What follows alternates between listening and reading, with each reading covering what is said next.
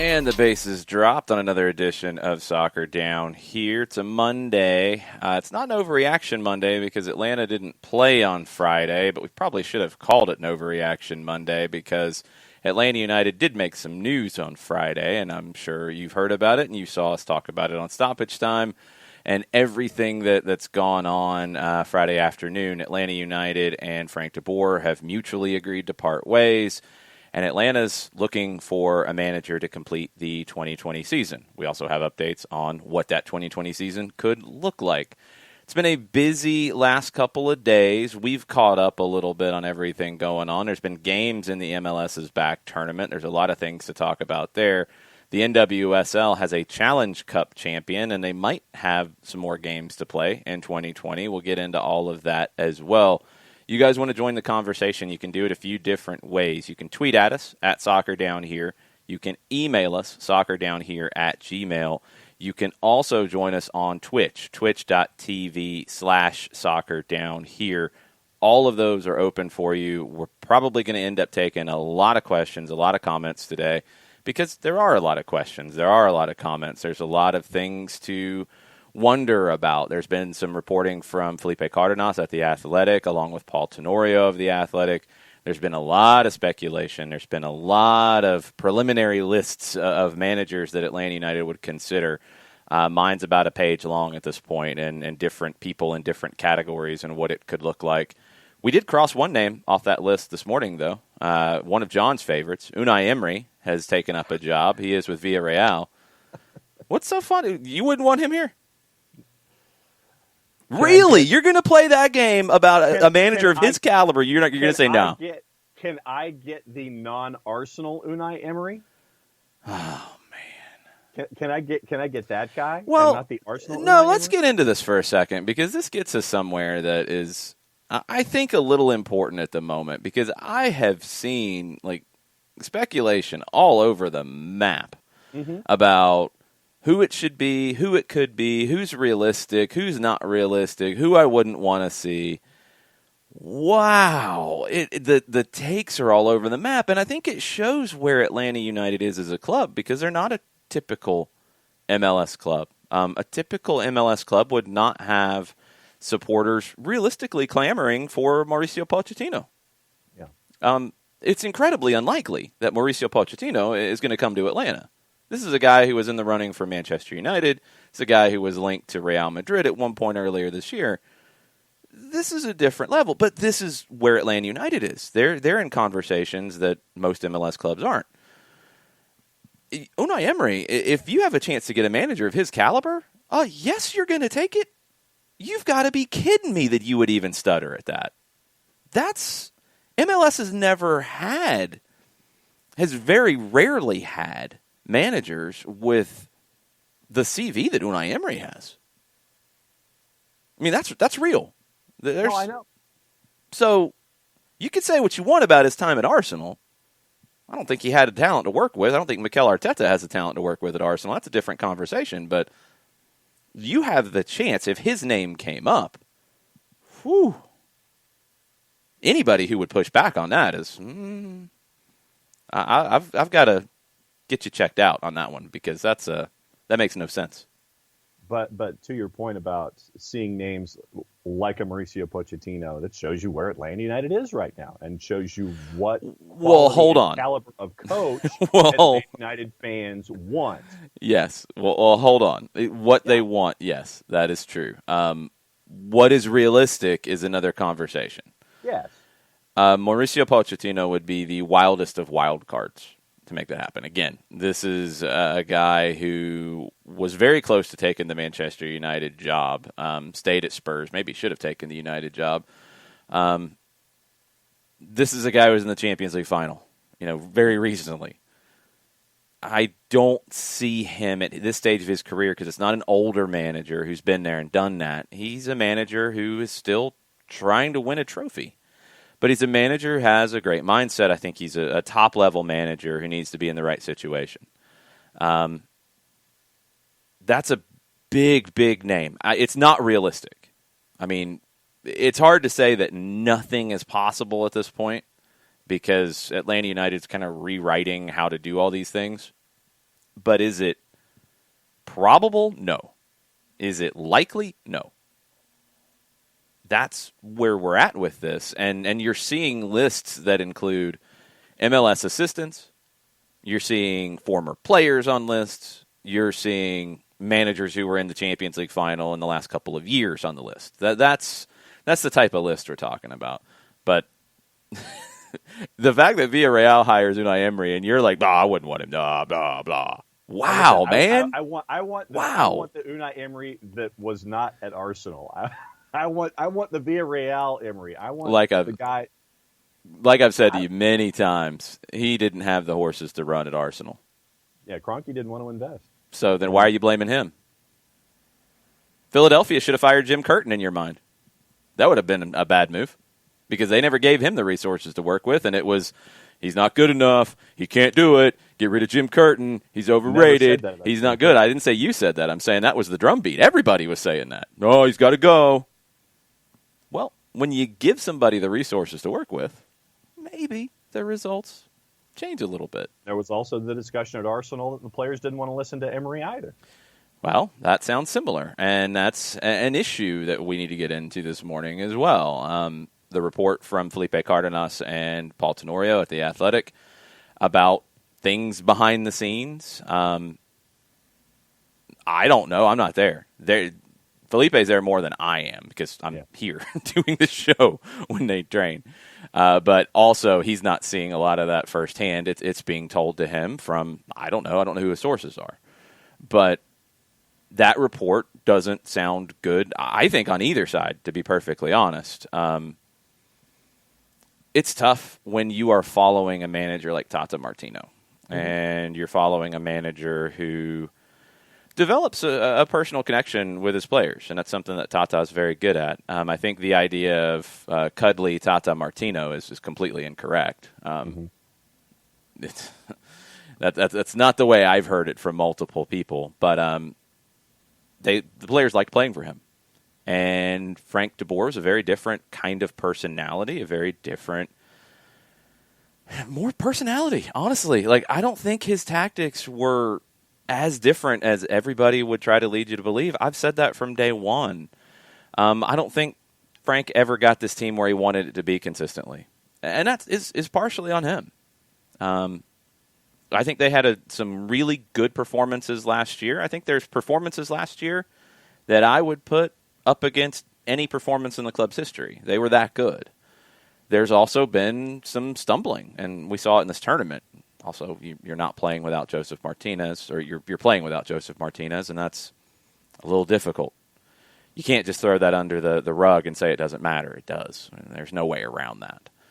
So this has all been a challenging last few days, and it's a challenging spot for the club to be in. It's not somewhere you normally want to be. I don't know if we'll ever hear the other side of this from Frank de Boer. I don't know if he'll speak out about things that were said in the Athletic article. I don't know if he'll speak out about relationships with players. I don't know if he will or not. I feel like what is out there is coming from one side. I don't know if we'll ever hear the other side. But, and we talked about it last week. I think you look at that Columbus game and you look at the response from the opening whistle. You look at the response to going a goal down. Second half was better, and the second half, gave me hope that it could change. Well, the first half was bad enough to get you to the point where at least you're going to have a conversation that ends in a mutual parting of the ways. So that came out Friday. We did stoppage time. If you're looking for Mike Conti and I's really initial reaction, I think we went on with stoppage time about 45 minutes after the announcement was made, maybe less. Go back and check that out on the 92.9 The Game Facebook page. We're doing another stoppage time today to kind of catch up on everything. That'll be at 2 o'clock, facebook.com/929 The Game. And there's a lot of unknown right now. There's a lot of unknown in how you're going to recruit a manager during a global pandemic. There's a lot of unknown about how quickly you could get somebody in place. There's a lot of unknown about where you're looking, what kind of manager you're looking for. There's a lot of unknown, period. and it's going to be an interesting transfer window to begin with. Now it's gotten even more interesting because you have to make a managerial hire at some point. Why it becomes maybe more of a priority than you thought it could have been previously is that there are plans on the table, according to Sam Stejskal and Jeff Roeder of The Athletic, that the league will be back in action by the end of August, that there will be a couple different phases in that return to play, but 18 games is the plan the rest of the way, with an MLS Cup set for December 12th. Got to get somebody in place to play a game in 3 weeks, roughly, depending on how the scheduling works out. So now I've seen the questions already on the Twitch chat. The interim, Shiva asked about the interim manager. That has not been announced yet. Mike and I had heard that would be announced on Friday. That has not been announced as of yet. I would assume that the team is returning to training at some point this week because, again, you're looking at games in about 3 weeks. So who is that going to be? We talked about it on Friday, and it was a little interesting that Stephen Glass, the manager for Atlanta United 2, was not on the touchline Friday night against Charleston. He was in the stands. Henry Apollo was on the touchline managing the team. The team had left for Charleston on Thursday night, and again, when you start talking about how the timeline with Atlanta United and DeBoer went, Atlanta United 2 left and Stephen Glass went with them Thursday night to go to Charleston. So I don't know when all that happened. Seemed pretty sudden. It was sudden to me because I was on the air for 4 hours before it happened, and I had literally... In the car, in the parking deck, on the way out the door. No, it wasn't even on the way out the door yet. I mean, I had said goodbye to everybody in the studio. I had went downstairs, and I always, this is why I always do it, I always check Twitter for like the people that I get notifications from. I always check that to see if I've missed anything or if there's something I need to deal with before I start driving. Glad I did, because Atlanta United had tweeted like 30 seconds before I opened Twitter up. So then run back upstairs and threw some headphones on and hopped on with Dukes and Bell, and then we did stoppage time. And yeah, I think it was pretty sudden on Friday. The fact that nobody had it, nobody leaked it, nobody broke that news before the team did. They're really good at keeping stuff under wraps, but wow, it felt pretty sudden. So I think Stephen Glass would be the one who would make a lot of sense on an interim basis because he's managing a professional team in your organization. Nobody else is. Rob Valentino is still with the team. He did not depart with Frank DeBoer's staff because he wasn't originally part of Frank DeBoer's staff. He had moved up from Atlanta United 2 the previous year.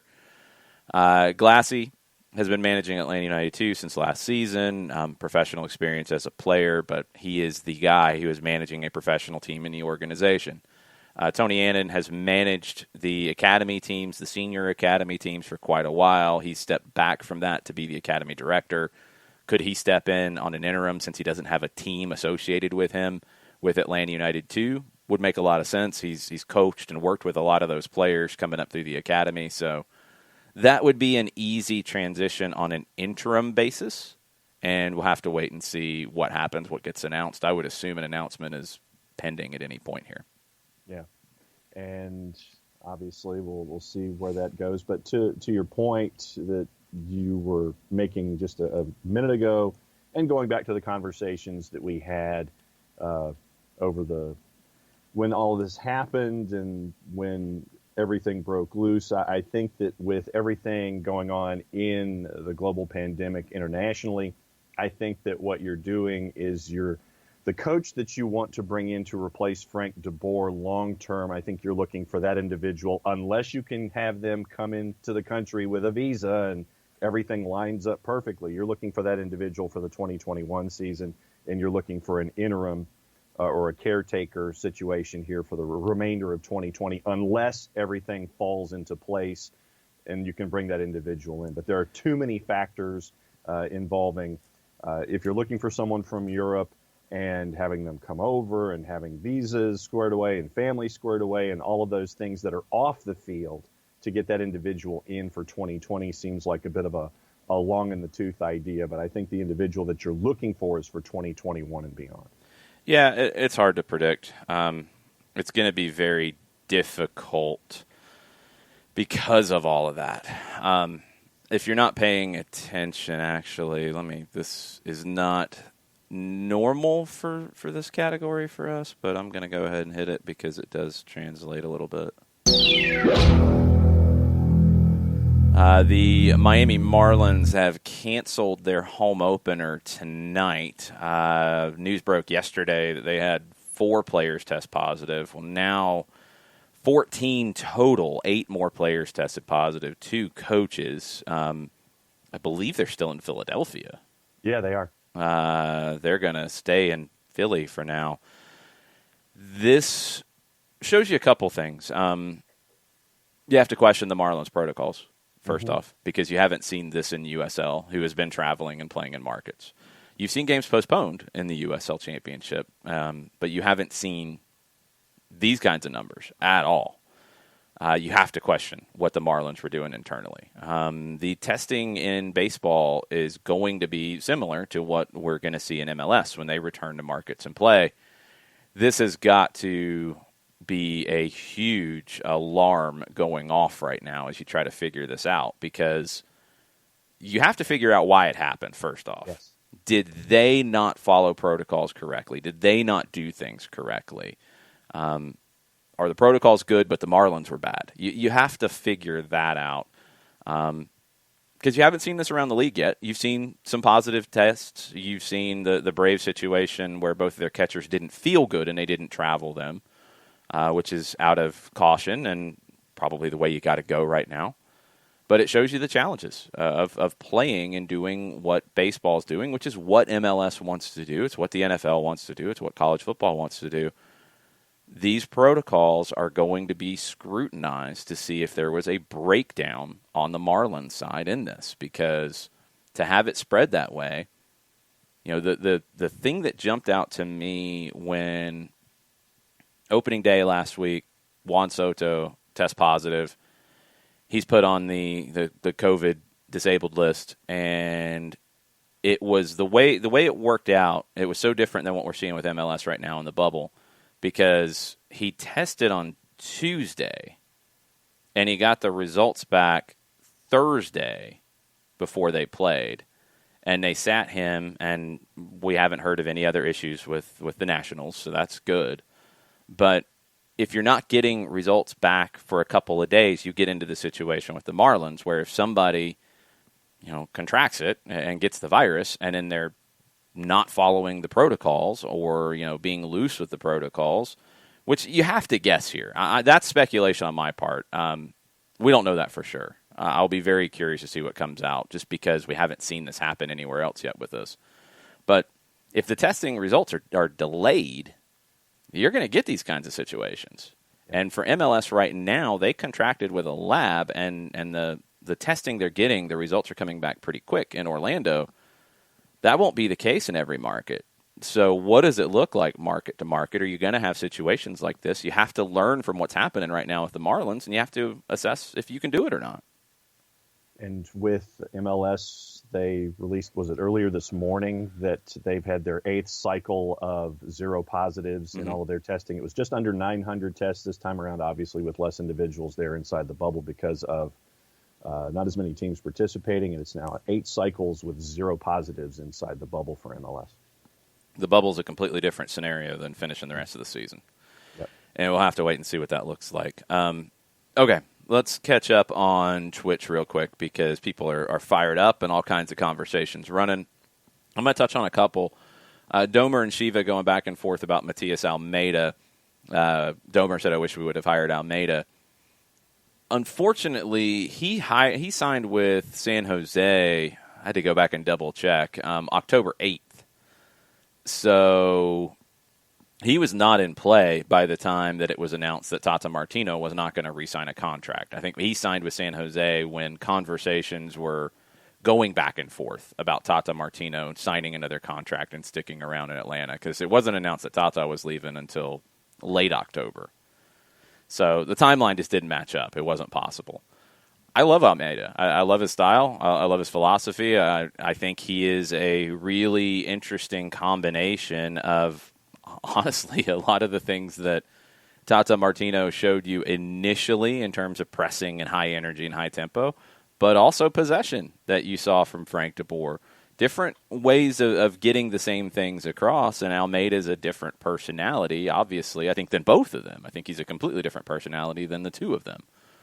He's a great manager. I think he's gotten the best out of a San Jose Earthquakes team. Would he fit here? I think he could. He's under contract, and he's the kind of guy who is in some ways like a Marcelo Bielsa. And if you go back and you watch some of that Take Us Home, the Leeds United story on Amazon Prime from last season, when they talked about bringing Marcelo into Leeds, they talked about how unique he is in terms of the jobs he takes. He's not somebody who's looking for, all the resources, something that's easy. He wants to do things that are difficult. He takes clubs that have challenges.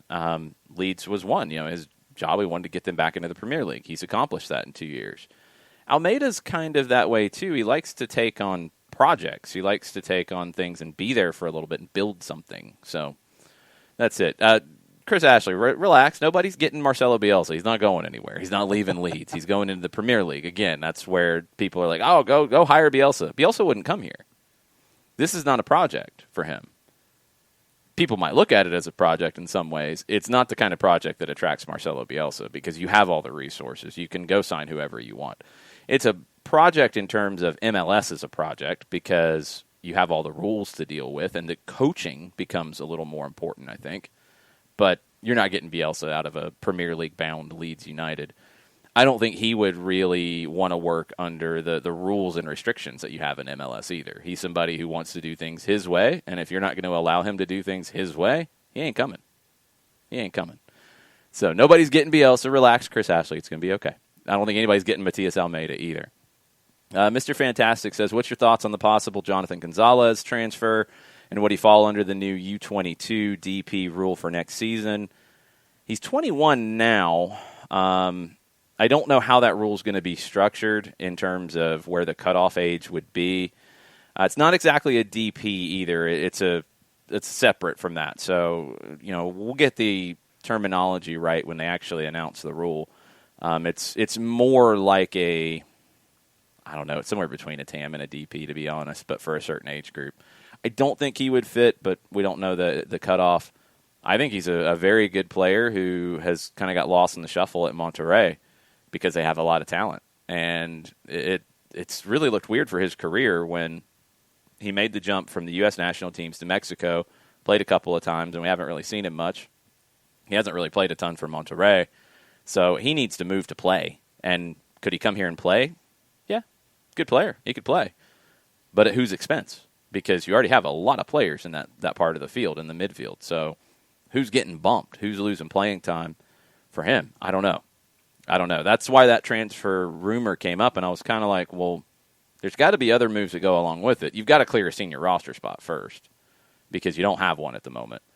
I don't know. It's very, very interesting. Jason Nix has got I think he might have a crystal ball out trying to check this out. He says, the round ball's been cruel lately. My Atlanta United crash out of Orlando and fire their coach, and then yesterday my Foxes miss out on Champions League. I hope the crystal ball's better for you soon, Jason Nix. That's not good. With Leicester was horrible. Leicester, and it's down the stretch. Oof. Yeah, well, and that's the thing. I think that Brendan Rodgers, in his last couple of gigs, I mean, there are coaches that I've seen. I guess there are two separate philosophies here.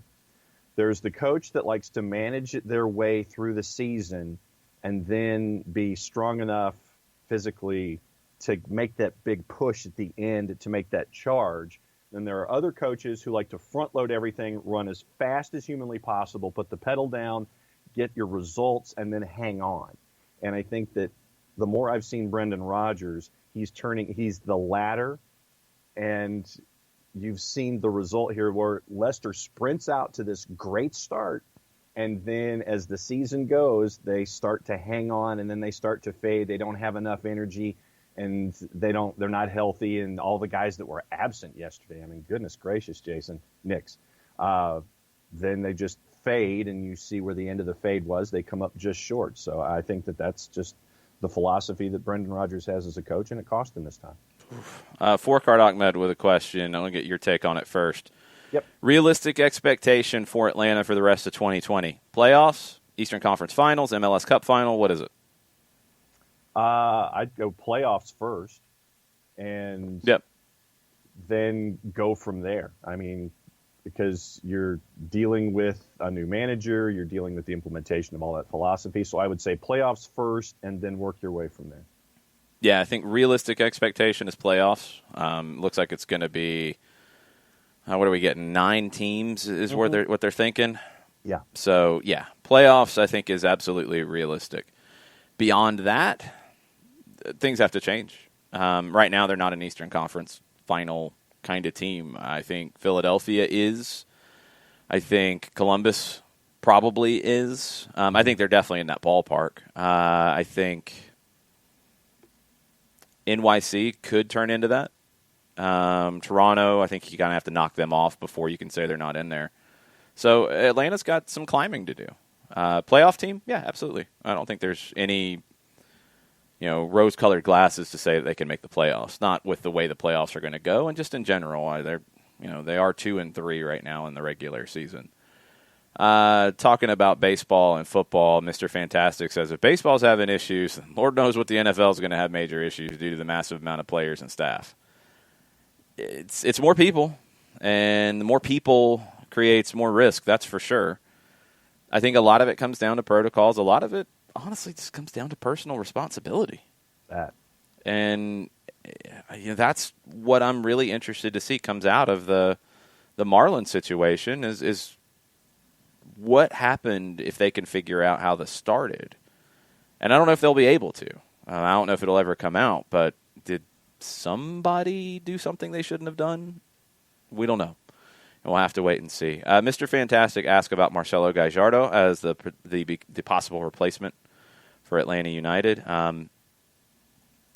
That's an interesting one because he's been rumored for big European jobs. Not as big, not the same level as Pochettino. So it's a little bit different conversation. Could it be he does not want to stay in Argentina right now? Argentina is, especially in Buenos Aires, I think outside of the city it's not quite as bad. But in Buenos Aires, they're having a lot of problems with coronavirus. And teams are struggling. Clubs are struggling. River's one that should be okay, but even them, they're going to struggle. Boca is one that has a good bit of money. Anybody else is really in a bad way at the moment. Independiente is having a hard time. Others will be having a hard time. Does he decide that this is the time to go? It could be. It very well could be that he says, you know what? I need to get out of here. Oh, hold on. We got a little bit of this. Relax. I'm not I got to hit the button. Jeez.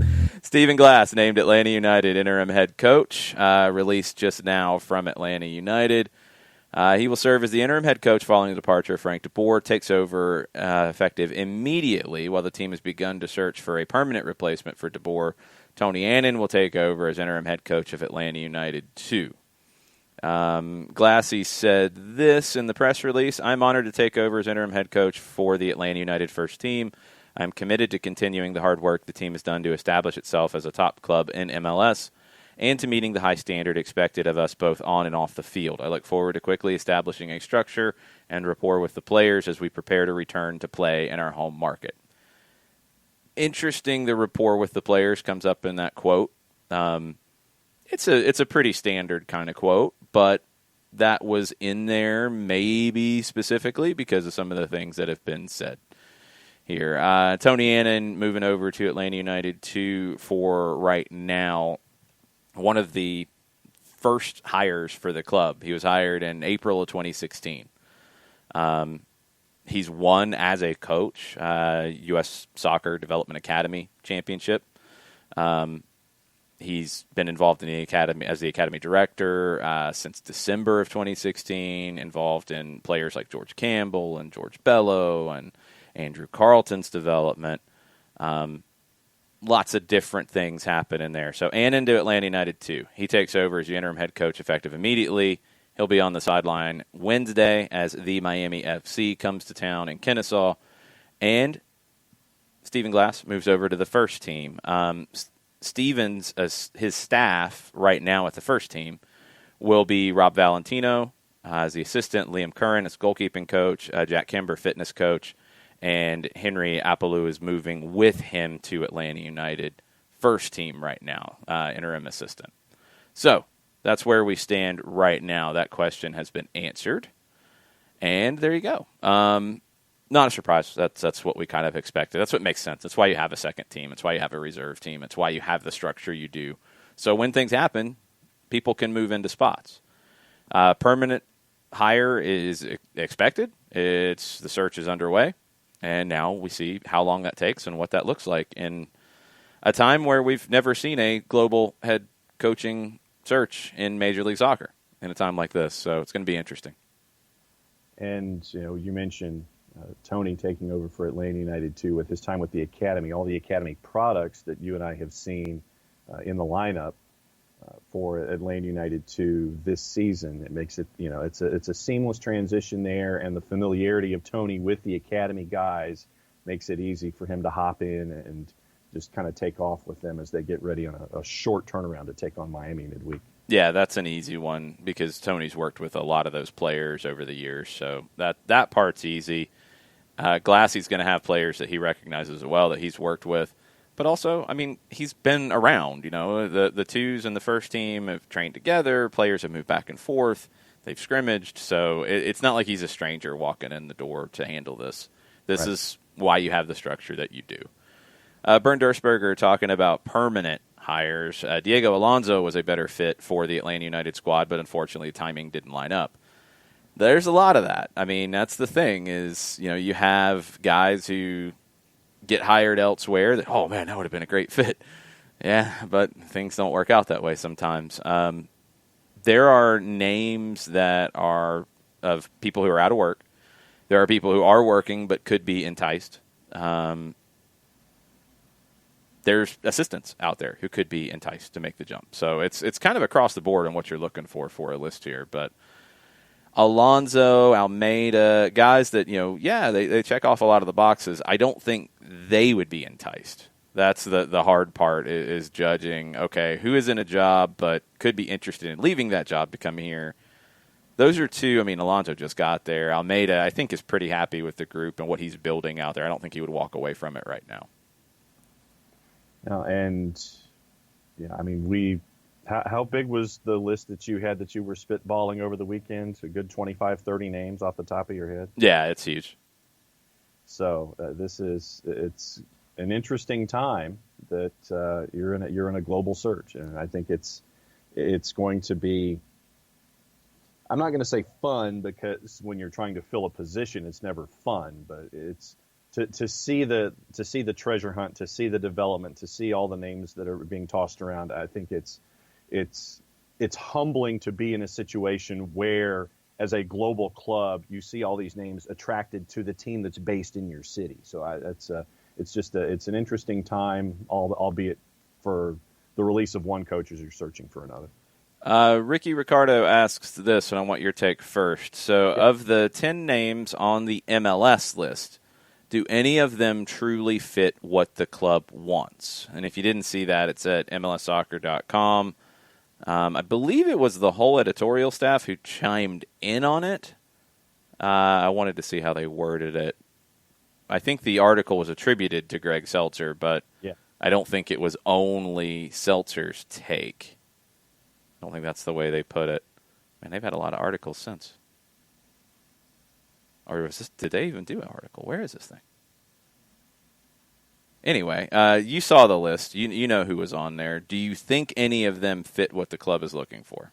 Okay. So as it finally loads on the antiquated computer, Aguirre from Leganés, Gaucho, Heinze, Vieira, Aitor Karanka, Pat Noonan, Ante Razov, Ezra Hendrickson, assistant for a bunch of clubs now in Columbus. Pochettino's on the list. Domi Torrent is on the list. So we've talked about Torrent already. We've talked about Pochettino already as the quest continues. So I look at Karanka, and I admit that my perception for Aitor Karanka is colored from his time at Middlesbrough and how he struggled, although that what he's done at Nottingham Forest right now to get them into position. Hold on, I thought it was the other way around. What? I thought it was Middlesbrough was okay, and then Nottingham Forest went poorly for him. Okay. Well, I mean, I might be wrong. I might be wrong. Well, no. The text that they have in the article, the stint that ended 18 months ago, didn't so well impressed prior to that with Middlesbrough. But I'm going back a little further from the time that he struggled in the Prem before not. He was at Middlesbrough from 2013 to 2017. 171 games. He won 80. He lost 49. Nottingham Forest went poorly, 52 games, 16, 17, and 19. 19 draws was his record, but that ended in January of 2019. He did play in MLS, spent some time with Colorado, started his coaching under Jose Mourinho at Real Madrid. Pretty good person to learn some things from. Middlesbrough, I mean, he was there for 4 years, so it's not too shabby. I think it at least started pretty well, didn't it? Yeah, it did, but obviously got him to a playoff final. Yeah, but like I said, we talked about Toronto, we talked about Pochettino. Do you want to bring in? Where would Karanka fit? Yeah, I'm just mentioning him because I think I want to make it clear. Like he was at Middlesbrough for 4 years. When he left, it was March of 2017. They were 3 points from safety without a win in the new year, and this was March. Karanka believed that he couldn't take the team any further. He kind of hit a wall with them. I mean, he got to a last eight of the FA Cup. He did well. Middlesbrough's not the biggest of clubs, but he did well. Nottingham Forest, it didn't go well, and that's what he'd be coming off of. Yeah. I mean, go ahead. I just said you look at the list, and if you're supposed to be the super club, the global club, are you going to get an assistant? Are you going to bring in an assistant coach? Oh, that's a different conversation. I mean, if it's a good hire, it's a good hire, and that's what I think Atlanta United has shown us during their existence is they don't really care for your narrative too much. They're going to hire who they believe is the right hire. Tata Martino, if you go back and you want to look at the reaction to that hire, there were a lot of questions. Mm-hmm. Don't get it twisted. There were a lot of questions. He was coming off of back-to-back Copa America losses in the final, in penalties, but losses. He was coming off of a year at Barcelona where they didn't win any trophies, and that hasn't happened very often in the last decade. So it wasn't seen as a slam dunk. There was the standard, foreign managers don't work in MLS trope as well. So it wasn't a slam dunk at the time. Frank de Boer was questioned at the time. I really do push back on the comments about Frank's time here being a disaster or being 19 months of failure. I mean, whatever hyperbole you want to take, you look at the record. You look at the trophies. You can have your questions with how they got there. You can have your questions with style. You can say whatever you want about that. There's questions about relationships as well. That's definitely it's been brought up, and this is not the first time. But you didn't stink. That's the thing is you didn't stink. So it's a little silly to put that. Was it as successful as you wanted? No. It wasn't. You didn't win MLS Cup, and now you've had these issues. And look, I think it's clear that there were issues behind the scenes. I don't think there's any way you can say that there wasn't. The extent of which, I don't know if we'll ever know, because I don't know if Frank will speak on it. I really don't know if he will. We'll see when he gets back to the Netherlands, if he speaks to media there, if questions are asked. I don't know. But in terms of that list and who fits, I mean, Pochettino fits. I think the fit is going to be different for every person you talk to, though. For some, the fit means it has to be South American. Yeah. I don't think that's the case. For some, the fit is what they think Tata Martino played like. And I don't think that's the case. Fit isn't as strict, I think, as some would try to get you to. So on that list, Pochettino, I think, is obviously a fit because he's big. It's a big name. He's talented. He's a fit. Karanka could be a fit. I'd have to study a little bit more of how he played at Middlesbrough and what happened at Forest. But, yes, he could be a fit. You know, we're not talking about just a random player in Aitor Karanka either. You're talking about a former Spanish international, limited experience there, but you're talking about time with Bilbao, with Real Madrid. He understands MLS at least to a degree. He played here for a minute. So could he be a fit? Yes. It's not as clear of a fit. Could an assistant step up and be a fit? Yeah, they could. I think the assistants that were listed here, Pat Noonan, Ezra Hendrickson, Ante Razov, I don't think this is the job for any of them to get their senior first-team experience with. Yeah. That would be my issue. If it's somebody who has been a head coach and is an assistant, different conversation. Dome Tarrant would actually be really, really interesting. Dome Tarrant, I thought, did pretty well with New York City, but wanted things from the club that they weren't going to give him. That's why he wanted to leave. He is reportedly in the running for the job at Flamengo in Brazil. A lot of respect for Dome Tarrant. He's also a prickly personality. And would that go over well if there are issues with personality after what happened with Frank de Boer? I don't know. Talent? Yeah, he would absolutely fit. So the one that was interesting that nobody's really talked much about is Javier Aguirre. He's not at Leganés anymore. They got relegated. He's gone. This is a guy who has been around the block, coached Mexico in World Cups. He's coached in La Liga. Could he step in and be a veteran, experienced kind of figure that maybe this team needs? Absolutely. You're talking about somebody who has been managing since 1995, played for Mexico, played in Mexico, played in Spain for a little bit, even played for your Los Angeles Aztecs, John. But Aguirre has managed at the national team level, Egypt, Japan, Mexico, 2 separate occasions. At the club level, he has managed in Mexico with Atlante, with Pachuca, in La Liga with Osasuna, with Atletico Madrid, with Zaragoza, with Espanyol, and with Leganés. He's also managed in the Middle East. Ton of experience.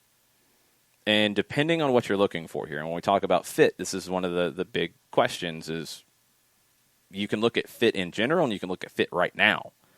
Would Javier Aguirre, with his experience, fit right now? Yeah, I think somebody with his experience would fit right now. Would he fit stylistically? Is he what you're looking for? Would he want to commit for a period of time? He's 61 years old. Would he want to commit for 3-4 years? Don't know. But would you want to have a conversation with him? Yeah, I think you absolutely would right now. So he's a name that is a big name and should be considered right now. And we'll see if there's interest on both sides of that. But he's an interesting one that hasn't really gotten much play here locally to talk about. And then they mentioned Gaucho, who's under contract at Gremio. And for me, the first element in Gaucho is that while he's still under contract, is Gremio in a financial situation with either his contract or the players or the building of the roster where if they're having issues financially, could Gaucho, sit there and go, it's like, I don't have the resources here, or we don't have the resources to give you, go ahead and pursue something else here. I don't think a Brazilian coach who hasn't worked outside the country, hasn't been in MLS, right? No MLS experience as a player. I don't know if that's the right move here. Or I don't think it is. I lean to that not being the case. And this is where you can get yourself in trouble when you just start looking like, this manager's done well at this club. This manager's done well at this club. Yeah, they're good. They're good. They're good. Well, are they interested and do they fit in MLS? Do they understand what MLS is all about? That was one of the big things that came up about Tata Martino is, can he adjust to the rules of MLS? He put in the time. He learned it. He studied it. He was fine with it. Others maybe won't be. So it's not just as good as saying, like, Gremio's been good. Let's hire their coach. I'm not buying that. Yeah. And then the other names on their list, Heinze, who left Vela Sarsfield. Yep. And then Patrick Vieira was another name that they had on their list. It's interesting that there's two former NYC managers on there. That's funny. Gabriel Heinze, big name as a former player. I think there are some questions about him and how he would fit here. His time at Vélez was, I want to get the record. I don't have it in front of me here.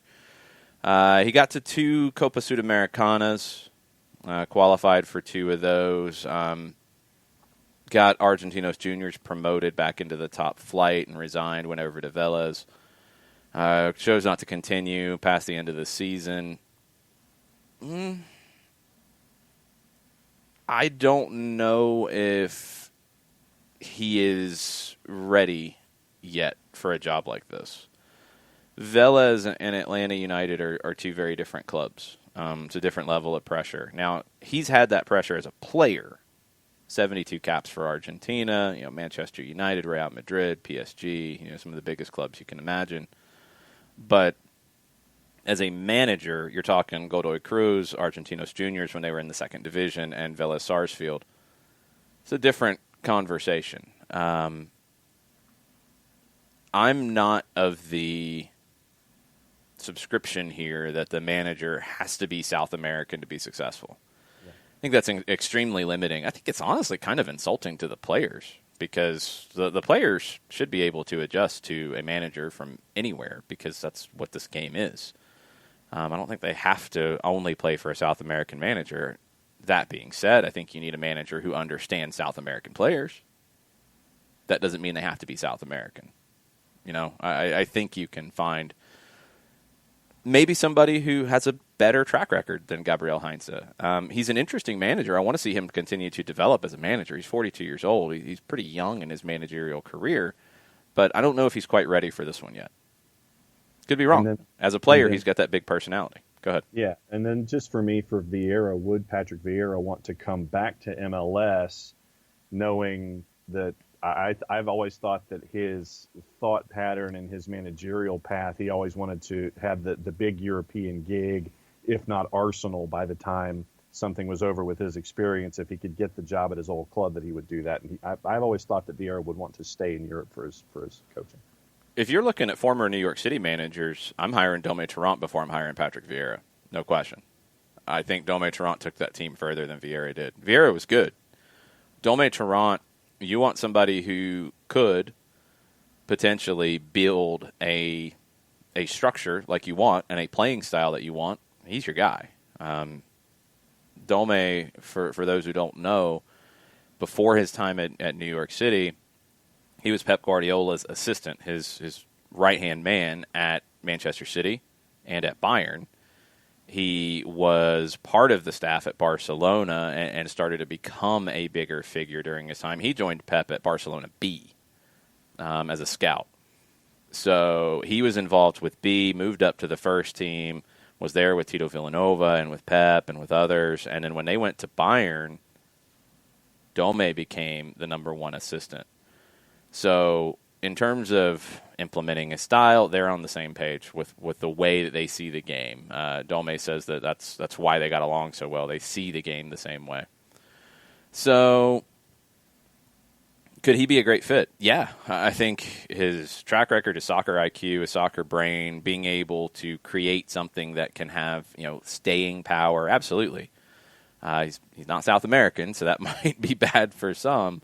But he is also, and you can go back and read some of the issues that he had with the media who covered NYC, he can be prickly.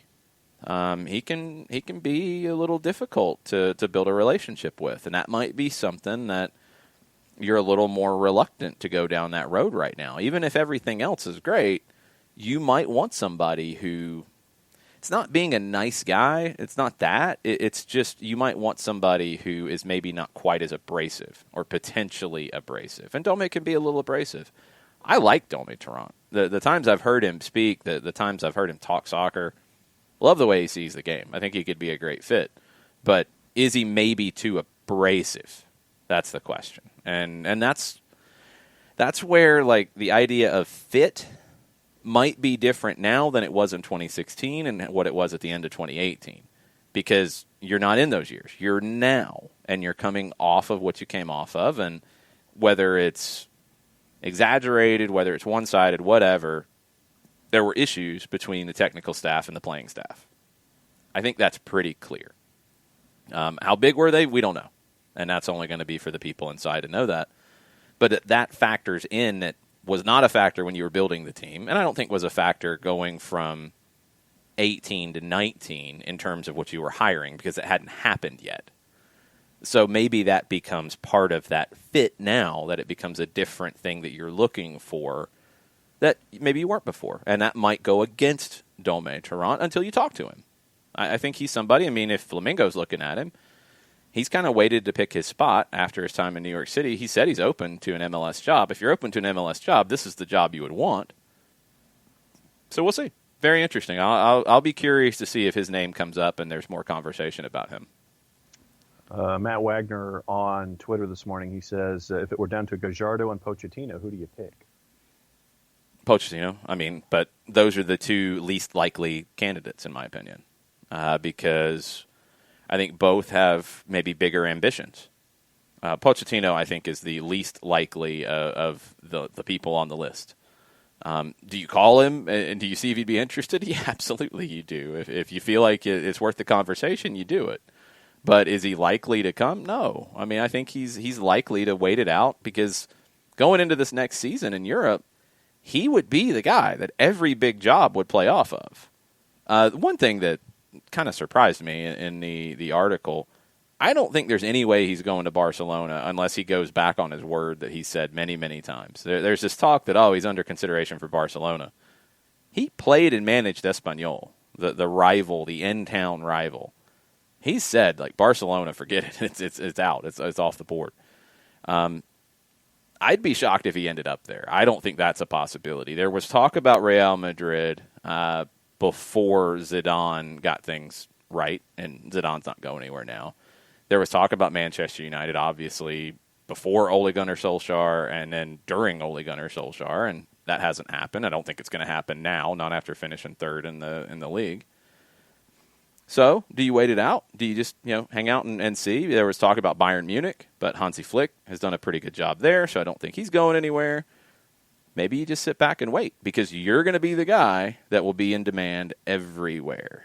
Gajardo is more interesting in terms of would he take it. I think there's a greater likelihood of it.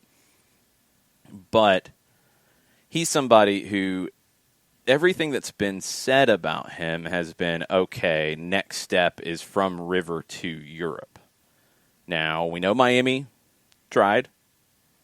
Could Atlanta get further than Miami did? I think so. We'll have to see. But this is where the pandemic makes things more complicated, is could I have seen Marcelo Gajardo going to Europe for the upcoming season pre-pandemic? Yeah. I could have seen him finish out the year at River. They didn't win the title. They blew it at the end. I could have seen him say, you know what, I'm done. I'm walking. I'm going to go to Spain, or I'm going to go to France, and maybe not with the biggest of clubs, but a big club. Now, is that as possible? I don't know. Maybe this is the best job that he could move to if he's ready to leave River. He might say, you know what, I feel an obligation to stay here during this difficult time. Those two are both really tricky, but if I'm picking between the two, I'm picking Pochettino because of what he's done on a bigger stage. I think he's got a great soccer brain. I like how he saw the Bielsa rise at Newell's, was part of it as a player, and has adapted it to him. He's not trying to be Marcelo Bielsa. He is being himself, who was influenced by Marcelo Bielsa. And his vision of it is different than Tata Martino's vision of it. You know, they both have the Bielsa influence, but both of them kind of filter it through different things. Pochettino has, I think, a really good playing style. I think it'd be nice to see with this team, with this league. I think it's also the least likely of any of these names because he's going to be in demand elsewhere.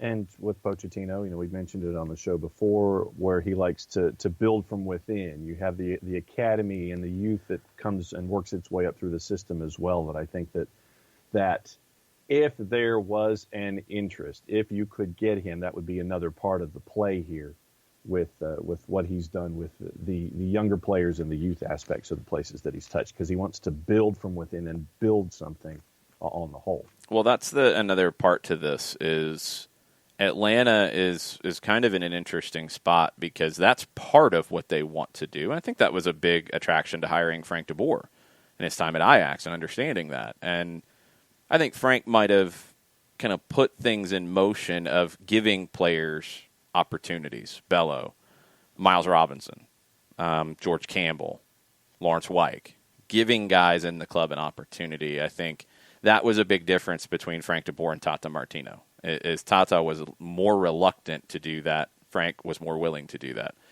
I think it's something that you need. I think it's something that is important. But also Atlanta's going to go out and spend too. It's not like they're only going to develop. And this was a topic that came up about Gabriel Heinze. Vélez was a club that couldn't go out and spend. He did develop from within to a degree. But how would he do with going out to bring in bigger names? How would he do bringing in big personalities? And maybe that was an issue for Frank de Boer. His time at Ajax, he was developing more from within. He created some big personalities at Ajax, but they weren't bringing in a South American Player of the Year like a Pity Martinez. That's a different kind of personality. Leandro Gonzalez-Pirez established kind of a different kind of personality. You need a manager who can manage that too and develop young players. I mean, you're looking for a great manager.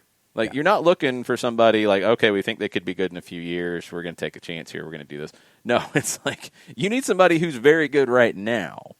And that's what'll be interesting is do you go get somebody who has had, a good 5-year run as a manager, still kind of young in their managerial career? Or do you go get somebody like Javier Aguirre, who's, early 60s, been there, done that. Nothing's going to be too big for him. But would he be as willing to give young guys opportunities? These are the back and forth and trying to find that right fit. It's not easy. Oh, and to answer your question, at Vélez, Heinze was 31, 21, and 18 in all comps. Yeah, solid. Okay, questions. And the big question of the weekend from Jason Nix.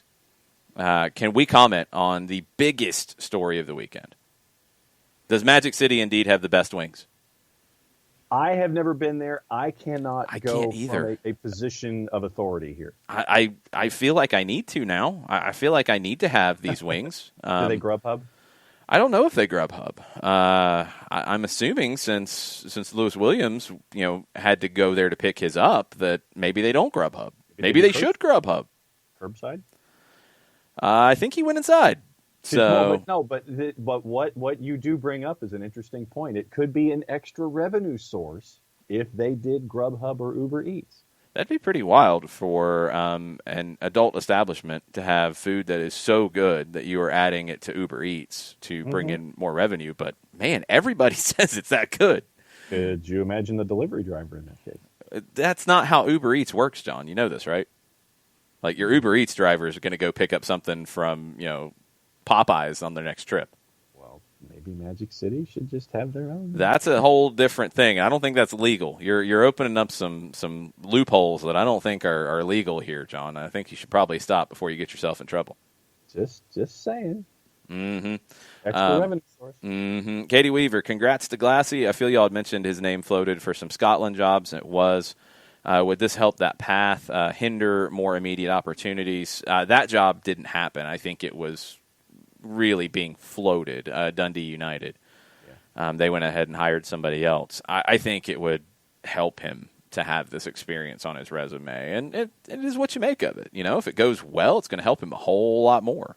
Yep. But just getting this opportunity, this again shows why you are doing things in the way you are, building a club. That science dude says, wonder if United would ever consider Jorge Thieler. No first-team experience. None. So I think he's Tata's assistant for life. But no first-team experience. I don't know if that's the right fit either.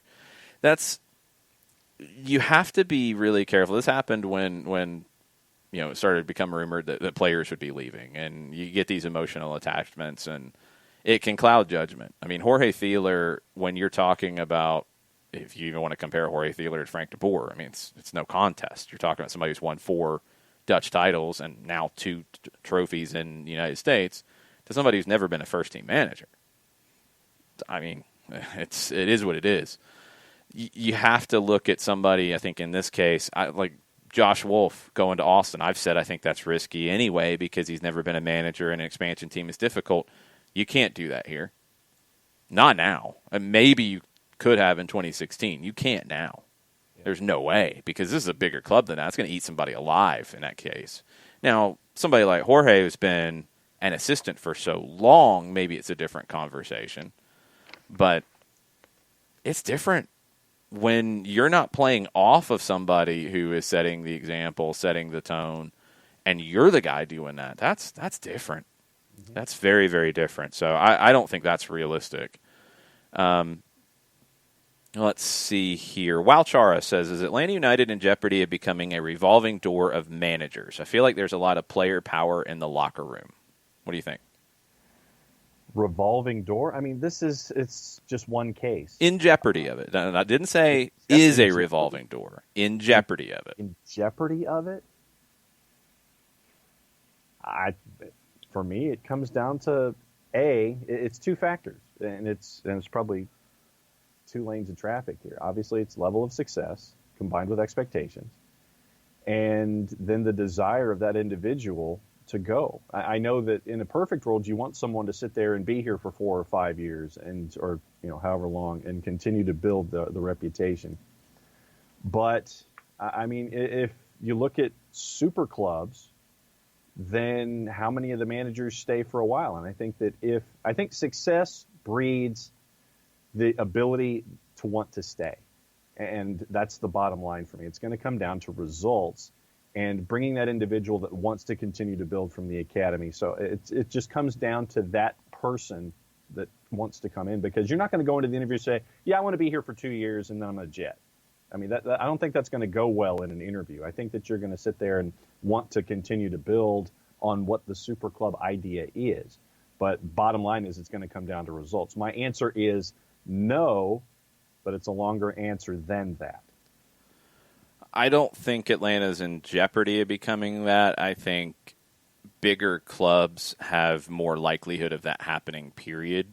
Yeah. If you're at a club like DC United and where they are in the table and where they just are in stature in MLS, you can roll with Ben Olsen for a longer period of time. And he's had some success. He's had some failures. And now there's a lot of like, okay, is it going to be better than this? Because now it's kind of time to be. Peter Vermes has been at Sporting Kansas City for a long time.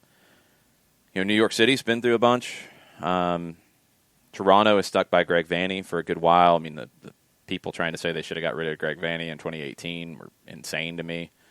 The Galaxy have went through managers over time. Bruce was there for a pretty good while, though. So there's not I think any big club has a bigger risk of having a revolving door of managers, but Atlanta's only going to manager number 3 here, so let's wait. I think it's a little too early for that. Yeah. The second part about player power in the locker room, there has not been any, I don't think there's even been any hinting. There's been talk about poor relationships between the coaching staff and the playing staff. There has not been talk about the players demanding a change with the coaching staff. Those are 2 different things, and that needs to be understood. There has not been any indication that players went to the front office to say, we're not playing for him anymore. that would show more player power to me. Do the players have power? Yeah, because there's always more players than the manager. If things aren't right, it's always easier to change the manager than 10 players or 5 players or anything more than 2 players. It's always easier to make that change. So that's always going to happen first. Later, if it's the players that are the issue, then it's going to happen for them to go at some point over time. That's just how it goes. I don't know about that just yet, but this relationship never happened. And from the article at The Athletic and Felipe and Paul Tenorio wrote, I think it's obvious that there were things even from very early on. I wish, this is one where you wish you had the cameras behind the scenes so you could really see everything to see both sides of it. Yeah. Because, trying to improve defensively going into 2019 is not a crazy topic. Tata Martino talked about it all the time. They wanted to get better defensively. He had to change the tactics to be defensive in the postseason in 18.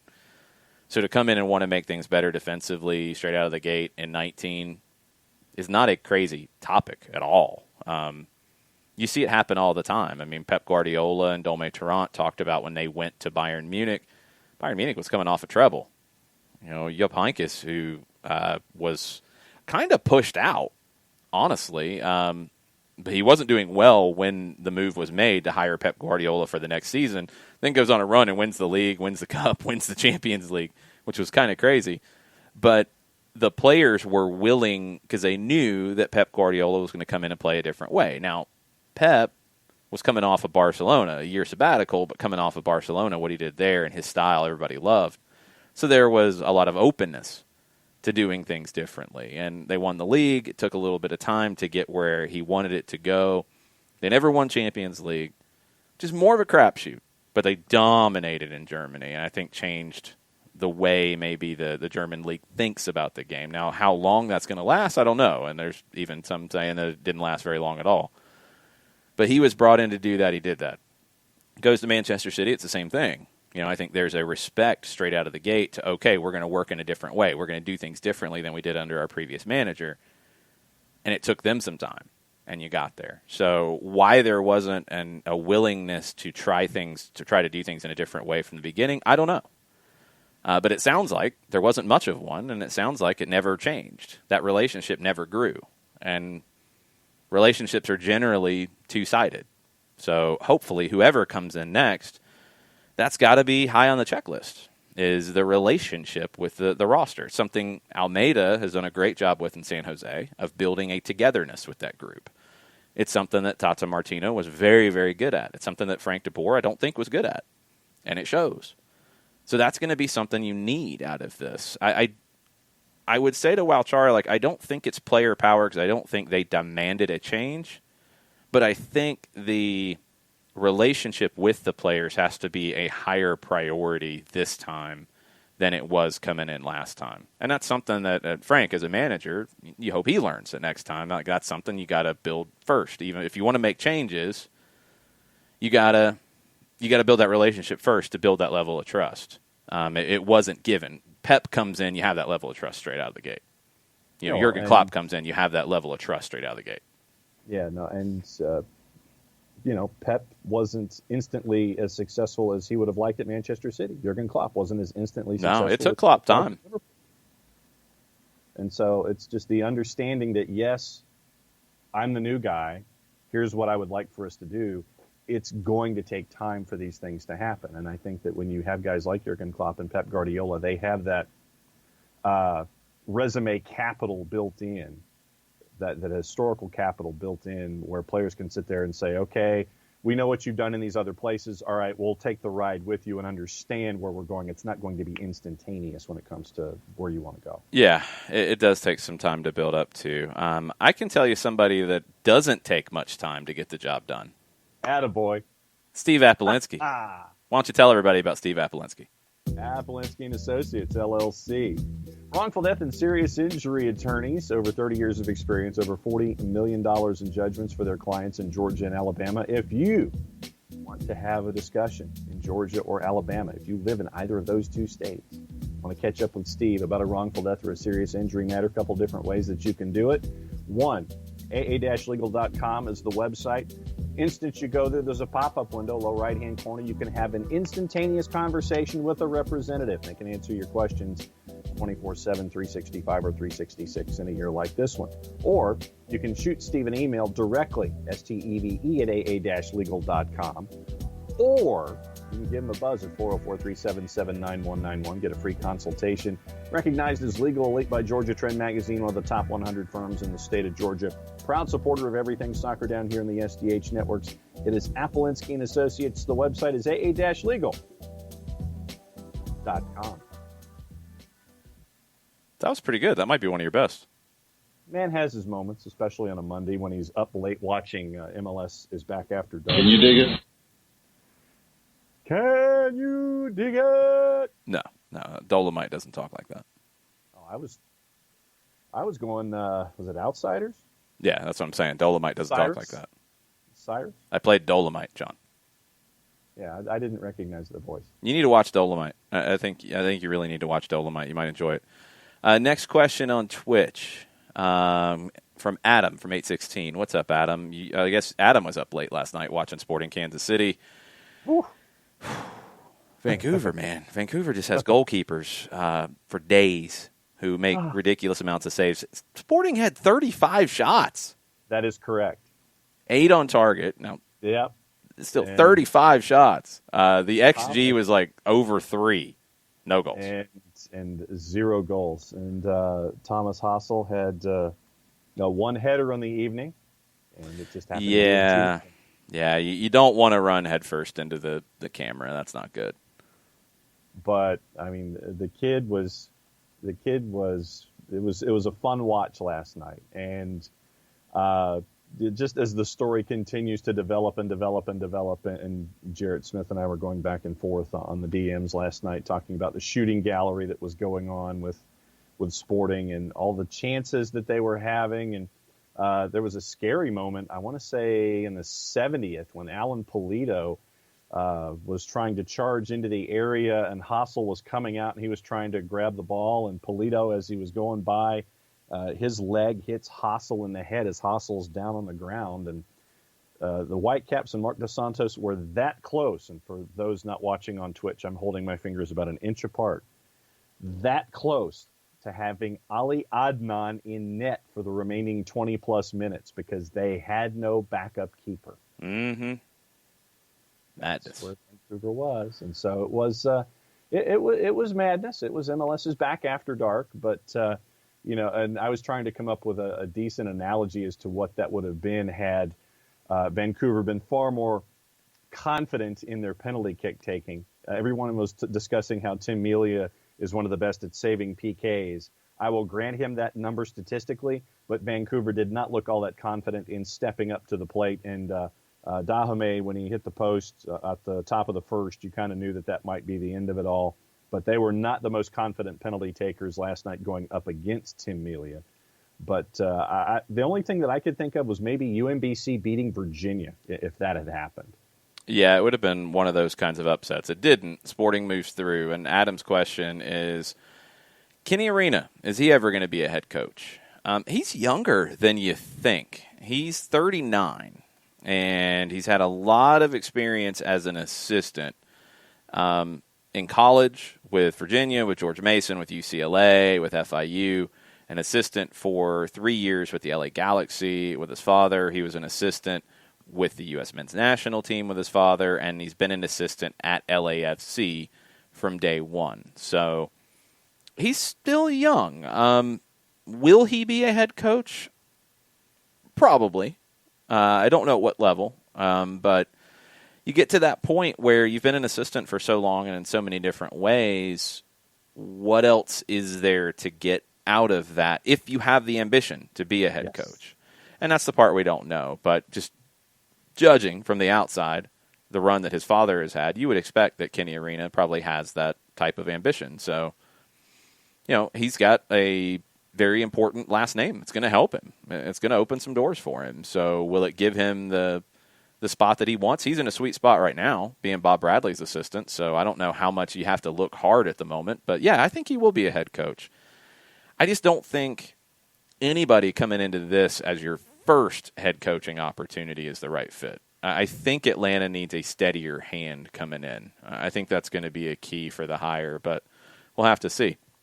Ricky Ricardo with a question, and let's get yours on it. Your take on it first. Right on. What do you think about the timeline? Do you think there will be a new manager in the building in 2020? And if there is not, do you think that there could be an announcement before the end of the 2020 season with the understanding they come in later? That. You think that? I think it's that, just because of where we are with the pandemic. And if you're trying to bring in someone from Europe, it might be a Zoom call. It might be, something new technologically based for that kind of an announcement or that kind of a press opportunity. I think it's the latter. I think that you will have some kind of an announcement.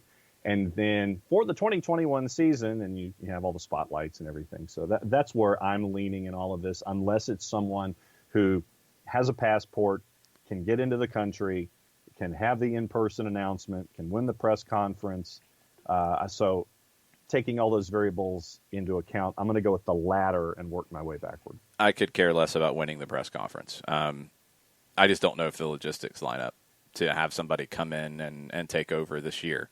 Mm-hmm. That's the unknown, though. I don't know what the visa process is. I don't know what the hiring process would look like. So I haven't hired anybody in a global pandemic. I don't know how different it makes it. I'm assuming there are some challenges with it. So we'll have to see. Would not surprise me if somebody doesn't come in until 21. Yeah. But I honestly don't know.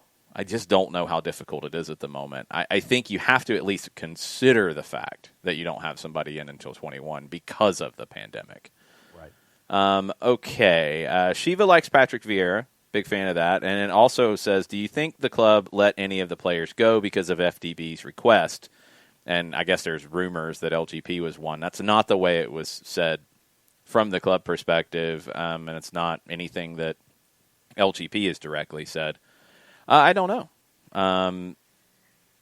Frank talked about different times on terms of bringing players in, and that's the only time that he really came up in this was he gave his input, but he wasn't making the final decisions. I would assume that if he doesn't have the final say over incoming transfers, that he doesn't have the final say on outgoing transfers either.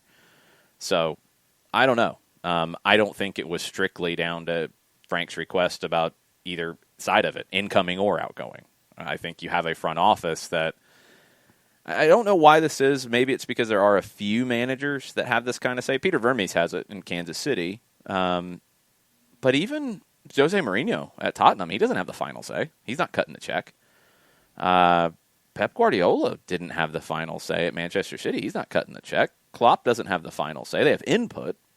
They have involvement. Now, Zinedine Zidane might have more say than most at Real Madrid because they had to basically beg him to come back because it got so messed up.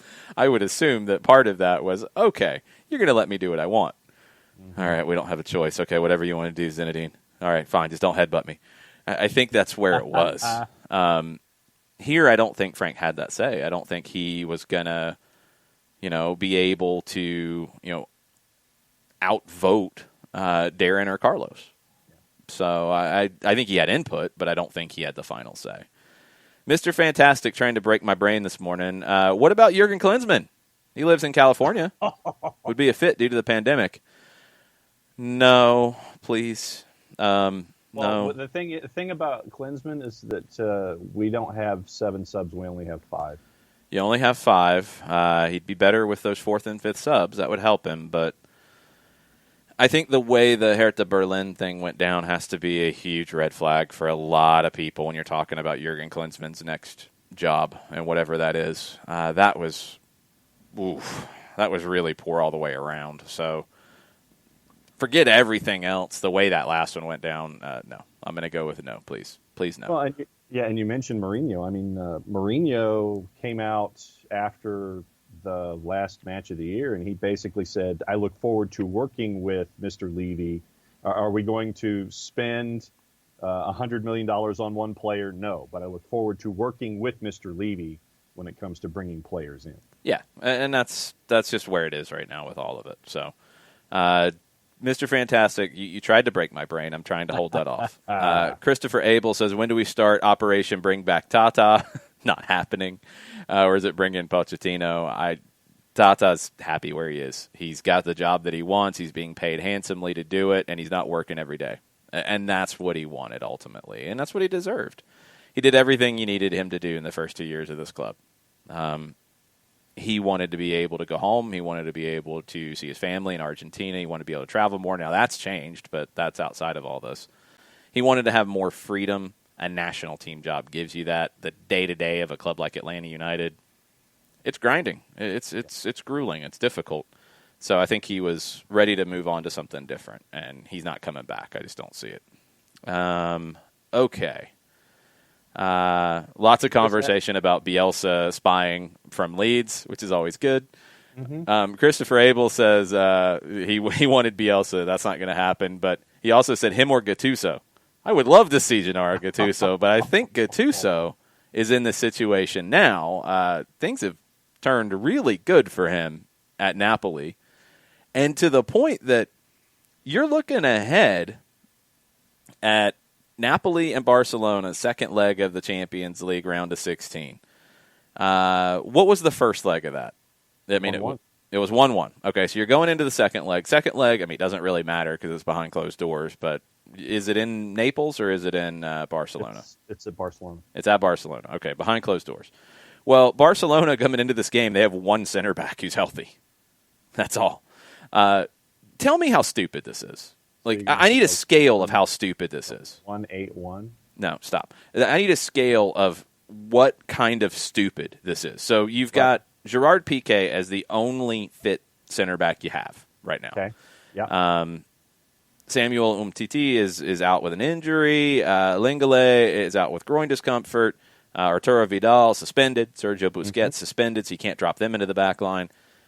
You've been playing Ronald Araujo with the first team. But he was allowed to play with Barcelona B, which is where he started. He was allowed to play in their promotion bid. They lost their playoff final to get promoted to the second division. And he sprained his ankle. You got one other healthy center back. He was your second healthy center back. You let him play in a promotion final for your reserve team, and now he's injured. What level of stupid is that?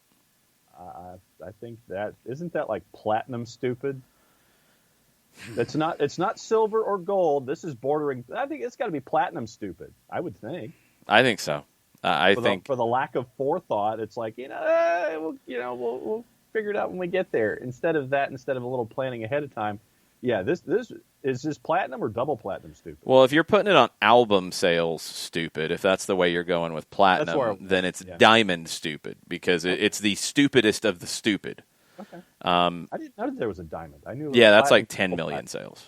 Okay. Diamond is a whole nother level. This is as dumb as it gets. Yeah. Kike Setien, man, what are you doing? Really? So if you're Gennaro Gattuso, and things are going good in Naples, and he has no connection to come here either. I would love it because I've really enjoyed watching his run after the way he handled being pushed out at Milan, not taking the severance, and then ending up in Naples, and everybody said it was a disaster. And he was coming in after Ancelotti, who's a legend, and he's fixed it. And it's better, and it's good, and now you've got a chance to get to the quarterfinals of the Champions League. Yeah, he's good. He ain't going anywhere. Chris Ashley has a name. Okay. He says he's heard and read a lot of names over the weekend, but have nowhere seen the name David Wagner. I know Schalke have given him a vote of confidence. I was getting there. But they're in such bad shape right now, I imagine he would listen to serious offers. Would he be a good fit in Atlanta? There's some obvious benefit of him having American citizenship in the current COVID circumstances in terms of being able to come in quicker. And on a similar note, in addition to not being able to take Bielsa, apparently Atlanta United's not allowed to take John Harkes either. Harkes is an interesting one. I do think he will manage in MLS sometime in the somewhat near future. He did really well at Cincinnati in his 1 year there and then fell out with ownership, and that was very bizarre. And he's done a great job in Greenville. So Harkes will be one to follow in time, maybe not yet. Wagner, how do you sell it? Uh-huh. The club record of 16 games without a win at Schalke. Yeah. January 25th to June 27th. Mm-hmm. Club record. Yeah. Schalke, it's been poor. 12, 14, and 12. Ever since restart, Schalke was just Horrendous. He got Huddersfield promoted, yes, which was impressive, and he kept them up for a year. That's impressive. I don't look at the record at Huddersfield as this huge, massive issue because of what he was really facing in the Premier League with Huddersfield. It wasn't likely. The Schalke one is what worries me. Yeah. I just don't think you can sell that right now. So I get the citizenship. I get that side of it. I just don't think he's the guy at the moment. And honestly, probably for him, it would be best to try to fix it at Schalke. I think that's the best step for him for his career. Yep. Daniel Price, in discussing MLS's back on the Twitter side, I don't know if Dr. D has done things on the Twitch side this morning. He says, so as much as it pains me to say it, Orlando's my favorite to win MLS's back. What kind of topsy-turvy world did I wake up to? This is the worst timeline. It's crazy. It's definitely crazy. Let's see. Thanks for all the kind words, everybody. Abster and Christopher Abel. I mean, we're just reacting to everything going on at the moment. And anybody who tries to tell you they know everything going on behind the scenes, it's not correct because nobody knows right now. It's even harder than any other time. And I think Atlanta's great at keeping things under wraps in general. You don't see a whole lot of leaks out of Atlanta United, but right now nobody's around because of this. So it's craziness. Bernd Dursberger said, I think people underestimate what sort of red flag this all is for a top-notch manager. And this is a good point.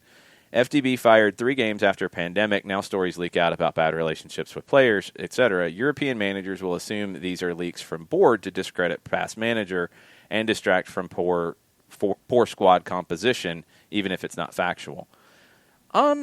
Maybe. I think that second part is maybe a bit of a reach.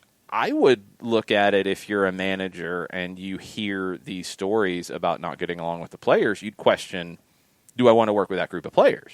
Yeah. That was where my head was when I started to see these stories come out, and it's like, man, that's not really making this job more attractive. That's an issue. I mean, it's a question mark. Would that make it, let's just go with Pochettino because he's the biggest name out there. Would that make it to where he's like, man, do I really want to make my next move? Because if he came here and it didn't go well, then everything's in a whole different conversation for him. That's a huge risk. That's why I don't think it's likely, because the risk-reward just isn't there. If he does well, people would say, well, he's a great manager. He should do well.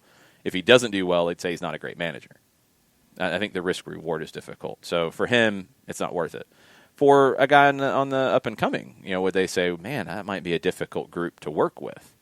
I don't know. And that's going to be a question. And that's where this gets interesting. That's where this whole conversation gets interesting. I mean, what Bernd is saying, that happens with European clubs, where you start playing the media and playing these games with it. I don't think that's the case here. Just judging from the way it's coming, it feels like the stories are coming from the player side. It doesn't feel like anything is coming out of the club, because it really never has in this way. I feel like it's coming from the player side. I don't know. I wonder what that will, I would assume if you're being interviewed, you'd be asking questions about it, because you're going to do your homework about the job opportunity. So you're going to ask questions, and answers are going to be needed. So it's what it is. It will affect it. I really do think it will affect it. Lots of back and forth about, Frank and Tata and points per game. I mean, all of it, it's on the sheet of paper, they're pretty similar. Tata has the big trophy. Frank has 2 trophies. The way it looked was more inconsistent with De Boer than it was with Martino. The way the team played, the quality of performances was more inconsistent. So if relationships affect that, could be. injuries affect that too, and he had injury issues to deal with too. Tata did as well, but losing Joseph for this extended period of time, and it's four league games and one international match that he's lost him, but for the period of time during a time where you wanted as much continuity as possible with dealing with a pandemic, that had an impact too. That definitely had an impact as well. Christopher Abel said, was the referee, and I'm assuming he was talking about last night, was the referee as awful as he was in the Atlanta-Cincinnati game? Yeah, Rivas was MLS's backup. I can't believe he's getting more games. I don't know. Maybe I'm crazy. Maybe I'm the crazy one who's anti-referee all the time. I try not to be, but he managed that game really poorly. I don't think he should have got more games in this tournament. I really don't. How was he last night? But he was about Rivas. So, I mean, not good? Inconsistent? What wasn't good? He was inconsistent with his cards and his conversation. That was my issue, yeah. And especially in the second half, gives a quick card on Gutierrez for Vancouver. Then Gutierrez has another foul, much like the situation that we saw in the Cincinnati match, where it was boom, boom. It was card first, second foul about a minute later.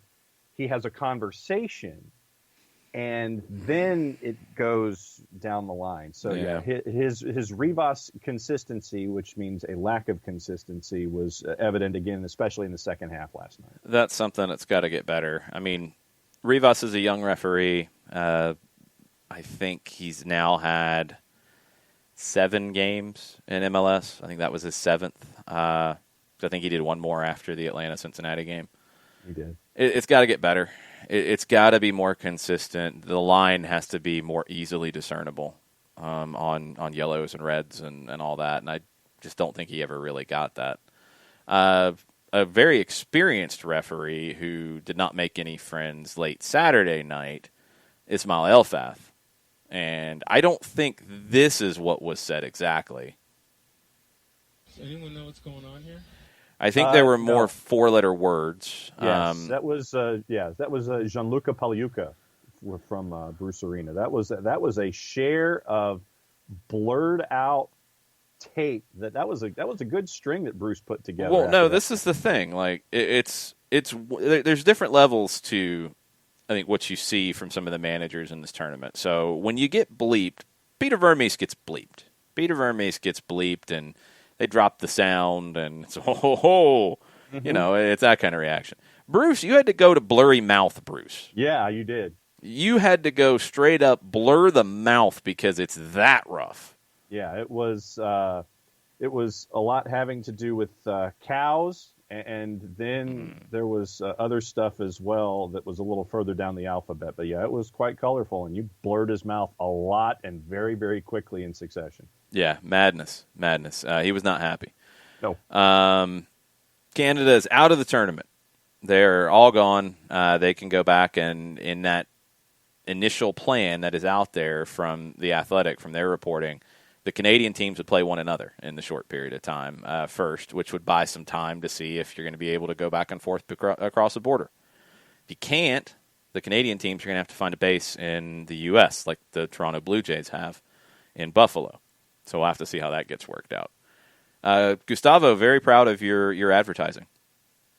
Very happy with your read this morning. Well, I mean, and he wasn't the only one either. Wow, see, I think that was your best performance. I think so. Who was it that got caught hook, line, and sinker on Twitter? See, now I'm having to... Oh, Super Sport Shad. He also enjoyed it. Very nice. Bernd is on board with Dome Toronto. Said he wants a head coaching gig. He's been all over the European press advertising his services, talking to folks. Nobody's bit so far. He's looked at in Europe as that assistant, long-time assistant. Burns says Atlanta United won't get a top name now. It'll be a retread or a very young guy on the up. Dome's kind of interesting because he's not really a retread. He wasn't in New York City for very long, and he walked of his own volition after a best record in the Eastern Conference last year. Right. And he's got a ton of experience as a number 2, but if you're looking for somebody you want them to be the number 2 for, Pep's pretty good. Mm-hmm. So the question would be the relationship side of it. Now, I thought the players, maybe the media would be a different conversation. I thought the players at New York City played hard for him last season. Yeah. I thought he got a lot out of that roster. It's a good roster, but I thought he got a lot out of it. They were the best in the Eastern Conference last season.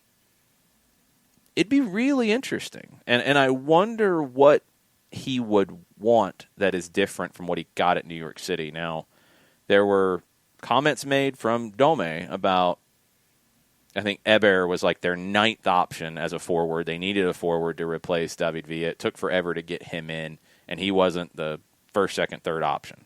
So he was frustrated how long it took. I don't think that would be an issue here, so that would solve that issue. I think he would be somebody that you could bring in to further some of the steps that maybe Frank made, or at least Frank influenced, in terms of those stronger connections between the second team, the first team, the academy, the second team, that pipeline within. He's somebody who's going to understand that from his time at Barca. He's going to understand that from just Pep's mentality at Bayern and at Manchester City. So very, very interesting. He's an interesting one here. If you haven't checked out Coach's Voice, the Coach's Voice Academy side of it, we have a link on our website at soccerdownhere.net. We're an affiliate of theirs, so if you click on it, it does help us. If you sign up for a subscription, it helps us. They've started doing these interviews with managers, and they had Jesse Marsh, 2 different parts, which was really good. The Jim Curtin one was excellent, and the Dome Toronto one was really good. You're getting a little bit deeper idea of the way he sees the game, his experiences with Guardiola. It's really good stuff. The more I hear him talk about the game, the more I like his vision of it. Would he be the right fit here? I don't know. I do think it's worth a conversation, and we'll have to see how that goes. Mr. Fantastic, what about Arsene Wenger? What's that reaction?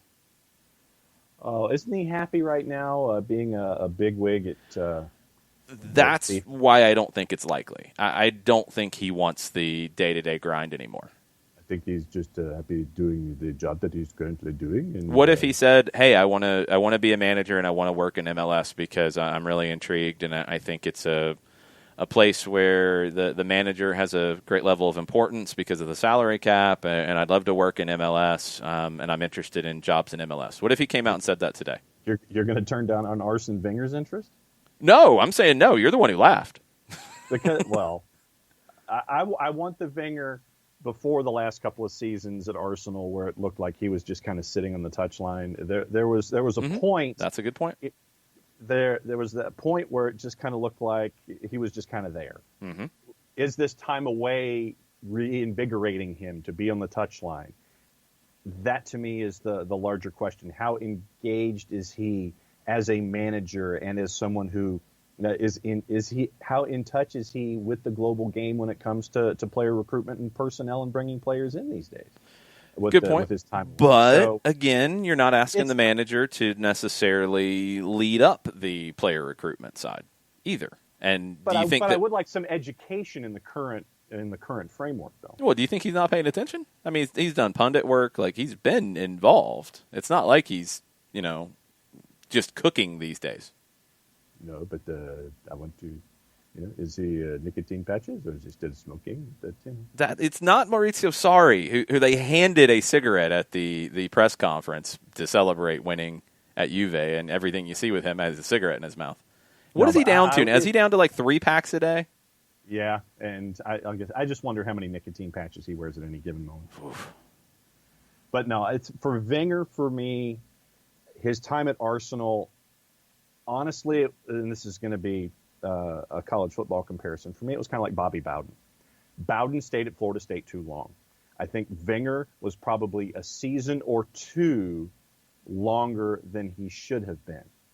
And so it's, has the time away reinvigorated him? Is he engaged? Is he going to be, is he going to be Arsene Wenger, or is he going to be the guy who was there the last couple of years at Arsenal? That would be my largest question.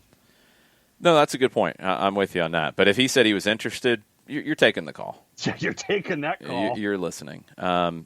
Christopher Abel, again, trying to break my brain. Another one this morning. What about Maradona? I don't know if he's getting a work visa in this country. I don't know if you want to go down that road. I do like the staff he's put together. I do like, what I've seen of Ignacia, who, doesn't have a whole ton of quality, and he's gotten a lot out of it because these players would run through a wall for him. Would he have that same effect in the United States? I don't know. I'm going to lean to no. I think he has that power for a smaller club in Argentina that he wouldn't have here. Not really known as a tactician either, so I'm gonna vote no. Although I would be highly entertained by all of it, probably. And we would have to have the behind-the-scenes series. Yeah, you'd have to have that too, and I'm not ready for that. I'm just not ready for it. Burned with a good point. If you're looking into Italian managers, it should be Sassuolo's manager, and that is Roberto De Zerbi. He is 41. He's young. Playing career bounced him all around, played for a number of different clubs. Managerial career, he is at his 5th stop with Sassuolo. They're a fun team to watch. The record at Sassuolo is they're 25, 29, and 25. It's not a big club, so you have to take that into account when you look at that record. He's had some good stops, some bad stops. Want to see more from him. He hasn't managed outside of Italy. He barely played outside of Italy, so we'll keep an eye on it, but not quite ready yet, I don't think. And I think that just lack of experience outside the country might hurt a little bit. Yep. The Abster says, should not be making decision based on COVID-19 who can come quicker, should be who is best fit in long term. And I agree. And if that means you can't get them in until 21, then okay, that's what it is. You're not – this is the balance that you're in. I've seen people say that, okay, you're punting on 2020. Forget it. Doesn't matter. No, you're not. You're going to make the best of 2020 that you can make the best of it. You're going to do the best you can with it. But you do have to think long-term. You're not going to hire somebody to a long-term deal that maybe isn't the best long-term fit just because you can get them in right now. You have people right now. You have Stephen Glass. You have people within who can keep this thing moving forward and can make it better and can try to get this team into the playoffs. You can't make a long-term hire on somebody who's just available. I'm with the Abster on this one for sure. You have to go the best long-term fit, and you want somebody here for a few years. I think 3 years is what you're looking for, minimum. You get 3 years with an option for a fourth, and if you can get them for the full 3 years and then make that decision, you're in good shape. You're in good shape with it. And if that means they can't start until 21, so be it. I think you just have to. Bernd, more about Wagner, since Bernd is our official Bundesliga correspondent. Considered a failure in Germany. The only reason Schalke doesn't fire him is they have no cash. And that's a problem. And they've said, we ain't spending. We're not thinking about Europe. We're limiting how much we're going to pay. They're basically saying we don't have money right now. So there you go. Let's see. Man, Christopher Abel, you're trying to break my head. What about Greg Berhalter? Well, he'd be great. Honestly, I think he'd be great, but he's not leaving U.S. Soccer right now. It's not happening. Then the Atlanta United fan base would be throwing anything that they could grab in their hands at him the first time they've shown him on the touchline. And that's wrong. And that part has to stop. Just like the players need to embrace whoever is hired, because we've seen what happens if you don't. You have to give them a chance. And Greg Berhalter has been a good manager in this league. He did a good job with Columbus. A very good job with Columbus. It's good enough to get him the national team gig. He's not leaving the national team gig right now, even though the national team side of it is completely unknown as to what's going on and when he's going to have games to play and what that's going to look like during COVID-19. But he's not going anywhere. Bartimus Prime on the refereeing last night says Rivas was just inconsistent last night, and I'm pretty sure he flubbed a drop ball restart after a pass from Vancouver hit him and deflected to a Sporting Kansas City player, gave the drop ball to Sporting Kansas City. Yeah, that is incorrect. If he is involved in the play, that's the new one of the new rules. You give it back to the team that was in possession. Yep. So that's completely that's wrong. That's going to get you a bad score on the assessment. Yeah, that's not good. Yeah, got a lot on Twitter whenever you're ready. Let me see if there's anything else on Twitch because, man, it's busy. Let's see. Christopher Abel wants consistency out of referees. Totally agree. Dome with a full-sized pitch would be a good thing. I agree.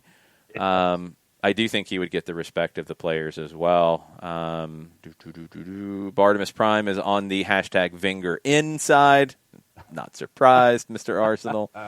Let's see. Ricky Ricardo says Maradona could answer the chicken wing question for us at Magic City. Probably could. That's true. God, Diego Maradona at Magic City. That just broke my brain. Wow. Katie Weaver, at least Wenger would carry on the style that Frank brought. Agree. Yeah, he would. It would evolve, which every playing style does. Every year it evolves. I mean, Pep's teams don't play the same way every year. Klopp's teams haven't played the same every year at Liverpool. BC Woodshop says, is there any world that Glass does well enough to keep the job? Yeah, this one. I mean, absolutely. Like, that's what happens in these situations, and we've seen it so many times. Like, is it what the plan is? No. The plan is to start the global search for a new manager. If you come in and you win every game in whatever the rest of this 2020 season is, and he wins MLS Cup, well, it's kind of hard then to make a change. So sometimes things can change once you get into it. And who knows? But that's not the plan right now. But, yeah, there's absolutely a world that happens. Adam from 816 on NWSL, thank you for the question. Congrats to the Dash for coming out of nowhere to win the Challenge Cup. Yes. Houston started great, then was bad, then rallied in the knockouts. And you have to give that whole squad and coaching staff a ton of credit. The broadcast was awesome from CBS. I agree. Thought it was really good. Maybe this is a controversial take. Uh-oh, Adam. You're going to get us in trouble. But sometimes I wonder if the quality on the field for women's pro soccer should be better. The speed of the game has gotten a lot better for the last few years, but a lot of the players still lack technical ability. So many errant passes for some of the best players in the world. I will always support, but it can be tough sometimes. I think the conditions, I think the bubble, these women were in there for, 5-6 weeks? I think the teams that were in the final, players talked about the mental toll it took on them, the physical toll. It was tough. And it's a final, too. So a final, you get some of that.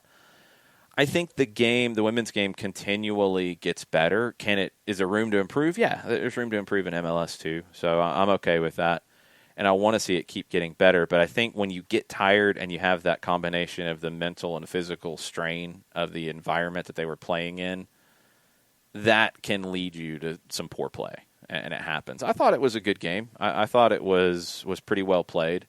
That didn't pop into my mind here. It did a couple times during the tournament, but it happened earlier for me and more when they were ramping up, which is where my head was on it. Like, it's barely a preseason. You're jumping into play, and it's tough. So it's a little hard. I think last season what we saw out of the NWSL was a higher standard, but it was also a normal season. So I do take this tournament in terms of quality with a grain of salt.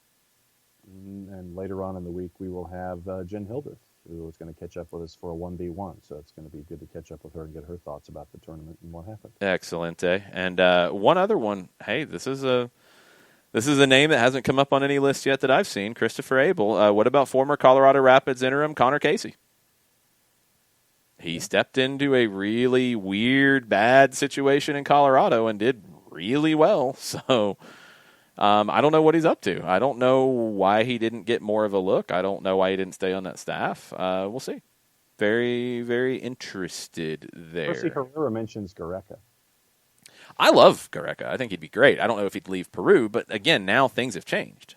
Before, I don't think he would have left. Would he leave now? Maybe.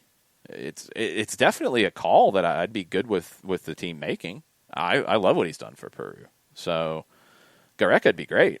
I just don't know if he's ready to make that jump, and it would be a big jump. But yeah, I love his style. I love the way he plays.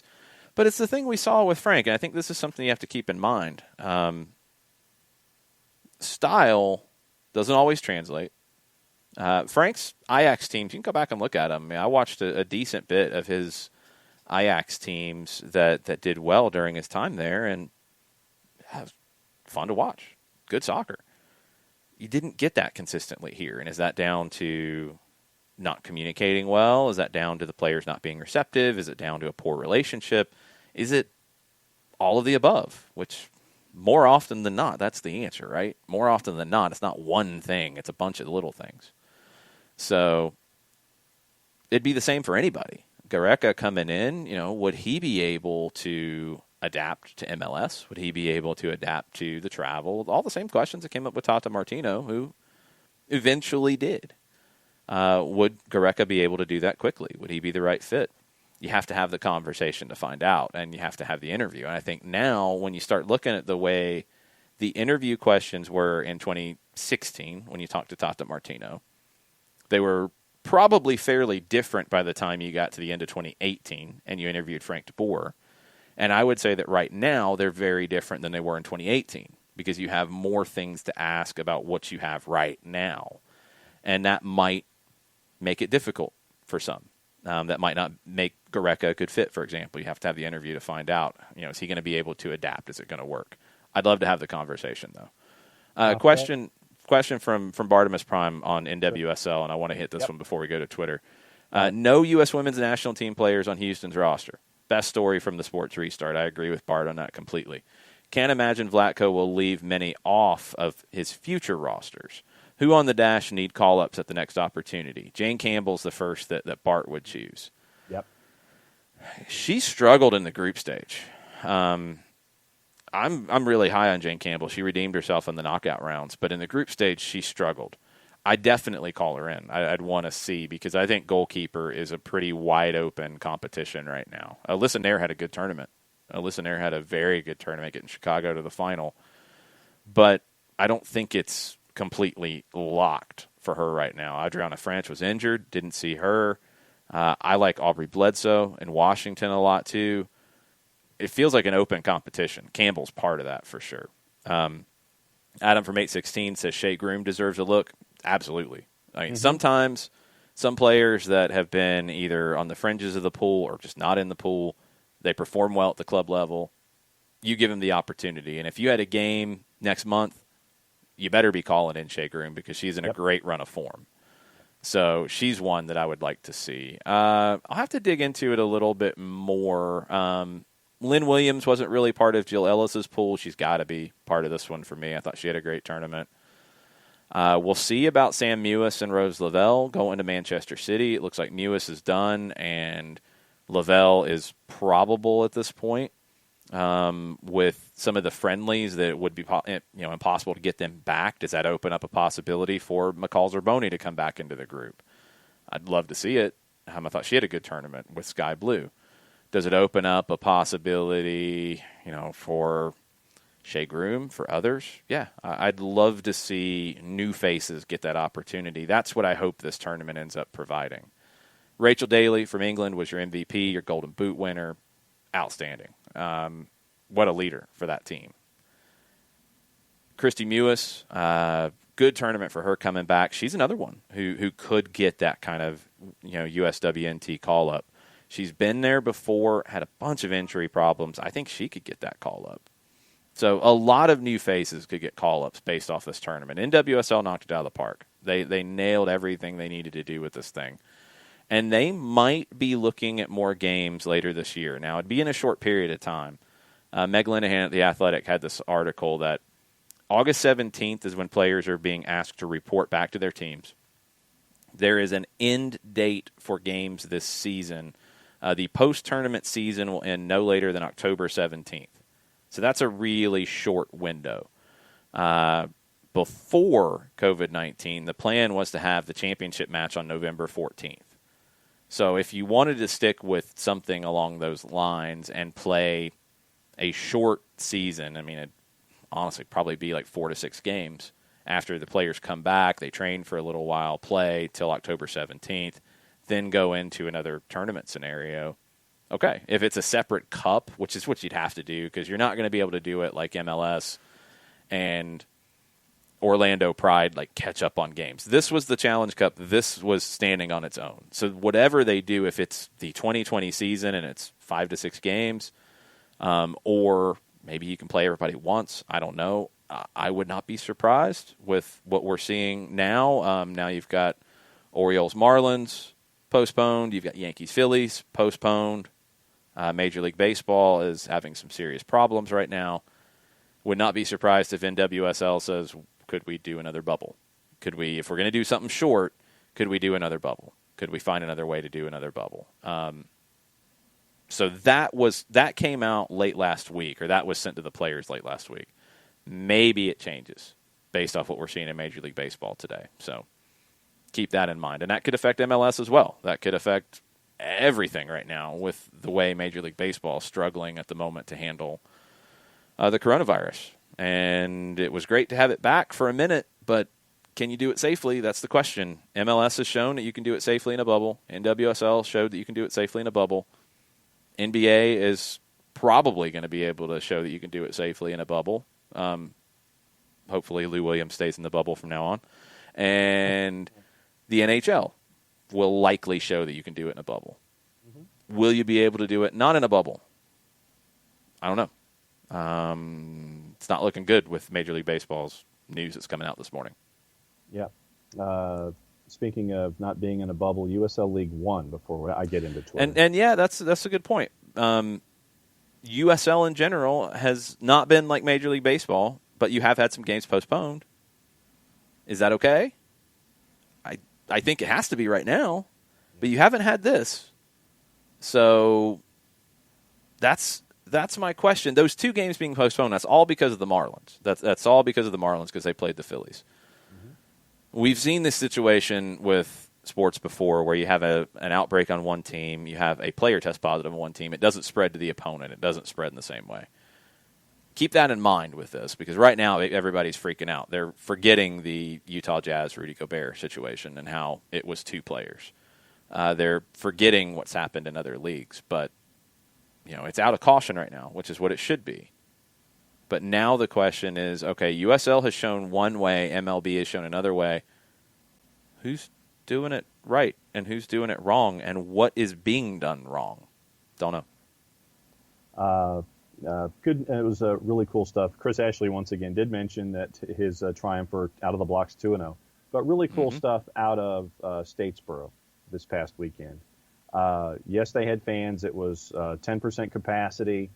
Amy Zimmer has a piece at WJCL TV about how they went about it, and she talked to Darren Van Tassel. But Lucas Coutinho came back on the pitch for the first time in 11 months and 8 days, played 56 minutes in their draw with Chattanooga Red Wolves. First time since the horrific injury that he suffered in Statesboro against FC Tucson back in August of 2019. But 56 minutes and a start for Lucas Coutinho. Very cool. Yeah, that injury was scary, and there were concerns he would ever be able to play again. So very, very cool that he gets back on the field. League One did not have any postponements this week, correct? This weekend?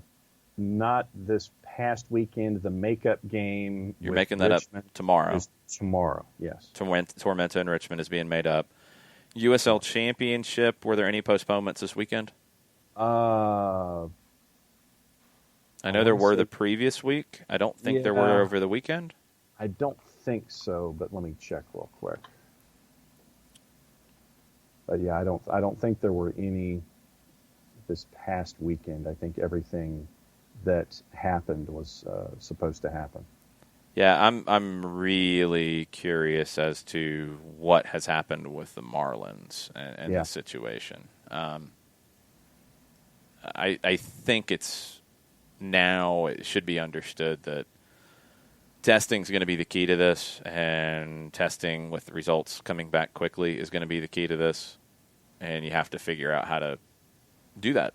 And it's not easy to do because you're not in a bubble, so it's not one place doing it. It's all the same. It's going to be everybody doing different things. And so far in USL, it's been okay. It's worked. MLB, now you got a huge issue, and we'll see how they handle it. All right, what else have we got on Twitter? Because we've had a bunch of Twitch for 2 hours. Thank you, Twitch. We got yes, and we've got Twitter here as well. I will go through it as quickly as we can, All right. considering we're now officially in stoppage time. If we have doubled up, if questions have come up on Twitch and they're tweeted, I'm relying on John's memory to filter those out. We'll see how that goes. It looks like it looks like week 5 in the USL Championship. Everything that happened. Okay, that's what I thought. That's a good sign. That's good. That's good for the league. It's good for the clubs involved. Yeah. All right. So Twitter. Okay. ATL UTD fan number 1. I'm okay with the coaching change. What I'm not okay with is players giving up on the team and themselves to make the change happen. We didn't show up at all, supposedly, because they didn't like DeBoer. So now what if players don't get their coaching choice? Well, that's the thing. I don't know if there's one choice that the players are looking for, and I think that's a little simplistic too. I don't like to hear about not giving DeBoer an opportunity, and it sounded like that was very early on. That's not something you like to hear. It's not a recipe for success. You're going to have managers that sometimes you don't see eye to eye with, but not playing for them is not really the way to handle it. Even in Orlando, I didn't think that was the case across the board. What I had a problem with was the team didn't start well in any match. Yes, it matters when you're giving up goals. It matters when you're giving up red cards. You gave them all up in the first half in this tournament. It's unacceptable. You give it 1 goal in the second half with 10 men. It's unacceptable. The way the team started every time, it's unacceptable. And if that's, the players don't want to play for the manager's not motivating the players, there's a breakdown in the communication, you can't start matches that way. And the thing we don't know is what was the conversation on the other side of it. We don't know what the conversation was that led to a mutual parting of the ways. As you hear many, many times, we talked about it with Aitor Karanka during his time at Middlesbrough. You get to a certain point and it starts to turn against you, and sometimes the manager, when you have the conversation, because look, you're going to have a conversation after a tournament where you go 0-3. You lost 3 games 1-0, but you went 0-3. You didn't score a goal. You're going to have that conversation when everybody gets back to town, and if that conversation, continues, and the manager says, I don't know if I can change this. I don't know what else I can do differently to change this. Maybe it's the best to part at that point, and maybe that's what happened here. We don't know. There's been a lot of speculation that this was just done to word it differently from a firing. Maybe it was. But they did have a release that had a quote from Frank DeBoer in it. That's not typical when that happens that way. And Frank issued a statement as well and said nothing negative about anything. He thanked everybody involved for his time in Atlanta. I thought it was a really classy statement. So we don't know.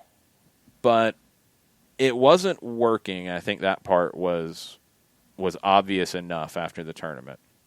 The bad start against Columbus in a must-win and the bad reaction after conceding a goal was where alarm bells went off for me. The second half mitigated that to a degree because changes were made and there was a change in attitude on the field. Was it just down to the players that were brought in?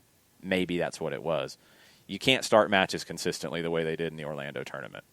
And starting a match is where you have that heavy influence from the manager. And sometimes it's motivation, sometimes it's tactics. This one, I don't know. There was a lack of focus early on. The goal you gave up against Red Bulls, the goal you gave up against Columbus, the red card against Cincinnati. Those are all issues that you can't have and be successful. And if you get to a point and both sides think that it's not going to get better, well, then now's the time to change it up. And that's what they're doing. So that's where they're at. I hope that whoever the next manager is, that he is given an opportunity to do his job. You have to have buy-in from the beginning. There shouldn't be a reason not to have buy-in from the beginning. It's disappointing to hear that it sounds like there wasn't much buy-in from the beginning and that never changed. Then it's not going to work. But that's not the way to build a successful club. To have that. So that's got to change. And that's got to change right now. There's got to be buy-in for Stephen Glass. Stephen's walking into a group that he knows. It's not like he doesn't know this group. He knows this group. That's probably going to help him a lot in this. He knows what's went right and what's went wrong. But there's got to be buy-in because they've got to work together for an extended period of time. We don't know how long it is. But they've got to work together. So there's got to be buy-in from this group to make it work from the players. It's got to be there for this to work. A couple of more along that line. Bartimus Prime, after reading the Athletic article that players turned against FDB in May 2019 after 5 straight clean sheets, I have 2 questions. 1, how does a manager lose a team that quickly, 5 months? And 2, what's the character of players who quickly turn against him? I don't know. Like I said last year, and I said earlier in the show, to say that improving the defense was a crazy thing to try to work on first, it makes no sense. Mm-hmm. It makes no sense. I mean, the first thing that Pep Guardiola works on in his teams is defense. You have to have a base. You have to have a base defensively, and the team needed to work defensively. They needed to be better defensively, and you were incorporating Miles Robinson into that, and I think the plan was also to incorporate George Bello. So you've got to work defensively, and then you had the injury to Franco Escobar day 1 of training, and then you have to make the defense work without Escobar. So you have to put a focus on defense. You know, was there not enough balance? Was it not fun enough in training because it was a lot of defensive work? I don't know. But the fact that if defense was the priority early on, if that upset people, that doesn't make much sense. Yeah. Because Tata tried to improve the defense in 2018. I mean, at the end of 2017, he worked on the 3-man back line to add that to the arsenal for 2018. They needed to be better defensively throughout 2018. They got very defensive in the postseason. They prioritized it there in the way they played. They didn't take any risks. They sat back more. They countered more because he didn't believe the defense could hold up if they were playing as expansively as they wanted to do. And as we saw with Frank de Boer, he wanted to have a lot of the ball. He wanted to play in the other team's half. But he needed defensive responsibility and security to do that effectively. That's the same idea that Pep Guardiola has. It's the same idea that Johan Cruyff had. You've got to have that base to be able to play in the other half and to be able to control the game and impose your will on the game with the ball. If you don't work on it, it doesn't happen. So I don't know. Like I don't know what happened early on. I don't know why it would have turned that early when, yes, you had a great defensive run. You've got to work on defense too. You have to be strong defensively. There's very few teams who win championships around the world who are poor defensively. You see generally more teams win that are great defensively and poor in the attack than vice versa. How many teams do you see win championships in high-scoring ways on the regular basis because they can't keep the other team out? It just doesn't happen. It doesn't. Is it as much fun? No. You want to go out and score 20 goals in a game, every game. Well, it's not possible. It's not as much fun to say, we had a clean sheet, as opposed to, we scored 5 goals. But what's the better way to guarantee you're going to win games? Clean sheets.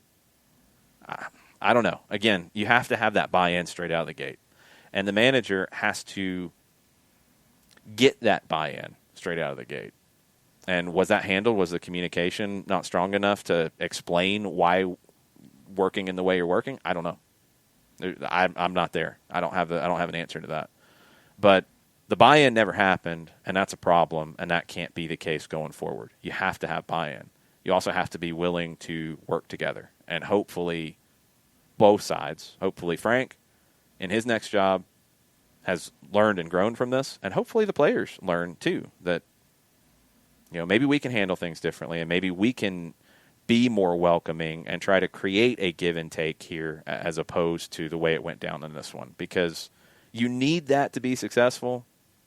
Both sides can learn from this, I think. The Airborne DJ, Tom Russo, he says, I was against the change until I read the Athletic article. Highly disturbed by that. Sounds like inmates running the asylum. Feels like players quit on him. More importantly, us fans. It's okay to dislike your manager. It's not okay to not play your hardest because of it. I don't think players quit on the team. I don't think players quit on the fans. I think that's hyperbole, but it wasn't consistently as good as it could be, and that's the problem.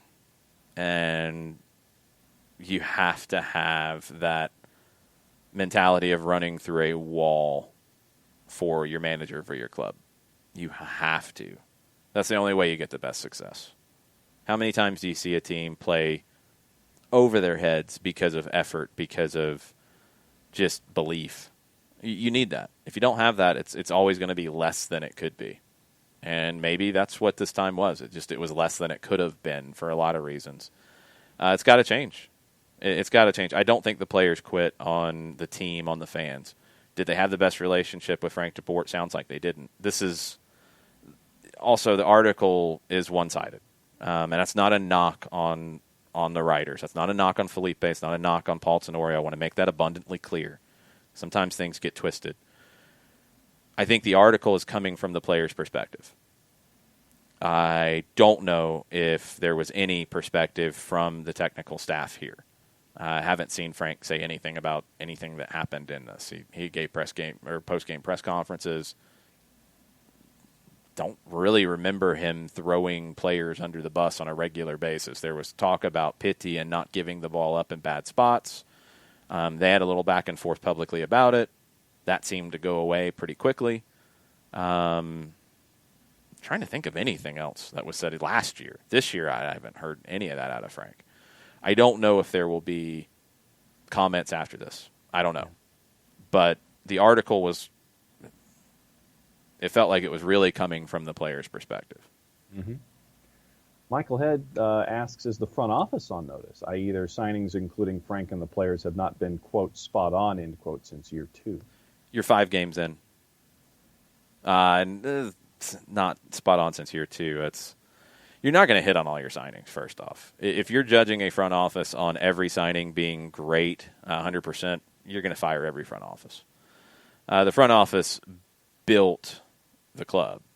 They've been there from day one. They built the first roster. They've developed Miles Robinson into a superstar, all of it. So you have to take all of it into account. This season, you had more change than you've had in any other season because of a lot of different contract situations. Let's go through who you lost from 19. Who you call out names? Who's not here from 19 that was here and they're gone now in 20? Parkhurst. Retired. Gressel. Was ready to be paid, needed to be paid, back and forth for, at least 12 months about a new contract. Gressel said he wasn't valued the same way. I don't know if Atlanta offered the same amount DC did. I'm assuming they didn't. You made the trade. You also signed Brooks Lennon as part of that, and you got Brooks Lennon on, I believe, less money than Julian Gressel's being paid right now, and he's younger.